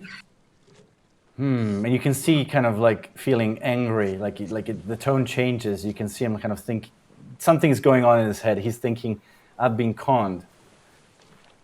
Now, Thank why you. would this nice lady Ravison want to lie to you? I do not know, but I do not like it. How would you like to help us get back at her? Very much. The best thing you can do to help us is to take us where you saw her last and tell us everything you know about her. And I give you my word, I'll make sure she's punished properly for being so bad to you. I do not know much. I only met her a couple of times. I've told you everything I know. But I can show you where she's come to speak to me. That would be quite welcome. Okay? Mary, did you want to like make him promise something? He can't. right, like sorry. I can't get anything from him because he wouldn't. He wouldn't. I don't think that's going to happen. So I wouldn't have tried. Are you I'll sure? tell- I can't gain any ground once I've already No, but okay, imparted but he the only turned- advantage we have. But he turns So- around to you and goes, there was something you wanted to ask of me for some information, and you gave me something very useful and important. What is it that I can do for you other than taking you somewhere?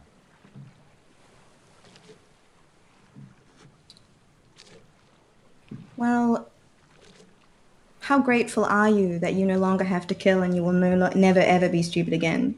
Extremely grateful. It's Then such I a would waste like- of time. Then I would like your promise that as a group we will not be harmed in future. But of course. I would also like your promise that you will no longer harm any of the fishermen in Bremen. Very well. I am not interested. I much prefer hunting for fish. I see And I no would al- benefit. And I would like to know that if you were to see Ravison again, what would you do to her? I'm afraid of her power. I would like to attack her, but I must be careful. She might have greater magics that could hurt me. Keep your distance. Try and tell us instead. We don't want you getting hurt on our behalf. Very well. Okay. Should we bring it to a close for today since it's 5 o'clock? Yes. Yep. All right. I believe we didn't really have any tech issues really today this time, so thanks to Smooth as butter. Thanks to everyone that was watching. It hasn't been intermittent. We'll see you next week where we see where our heroes go to next. Thank you very much, everybody. Bye-bye.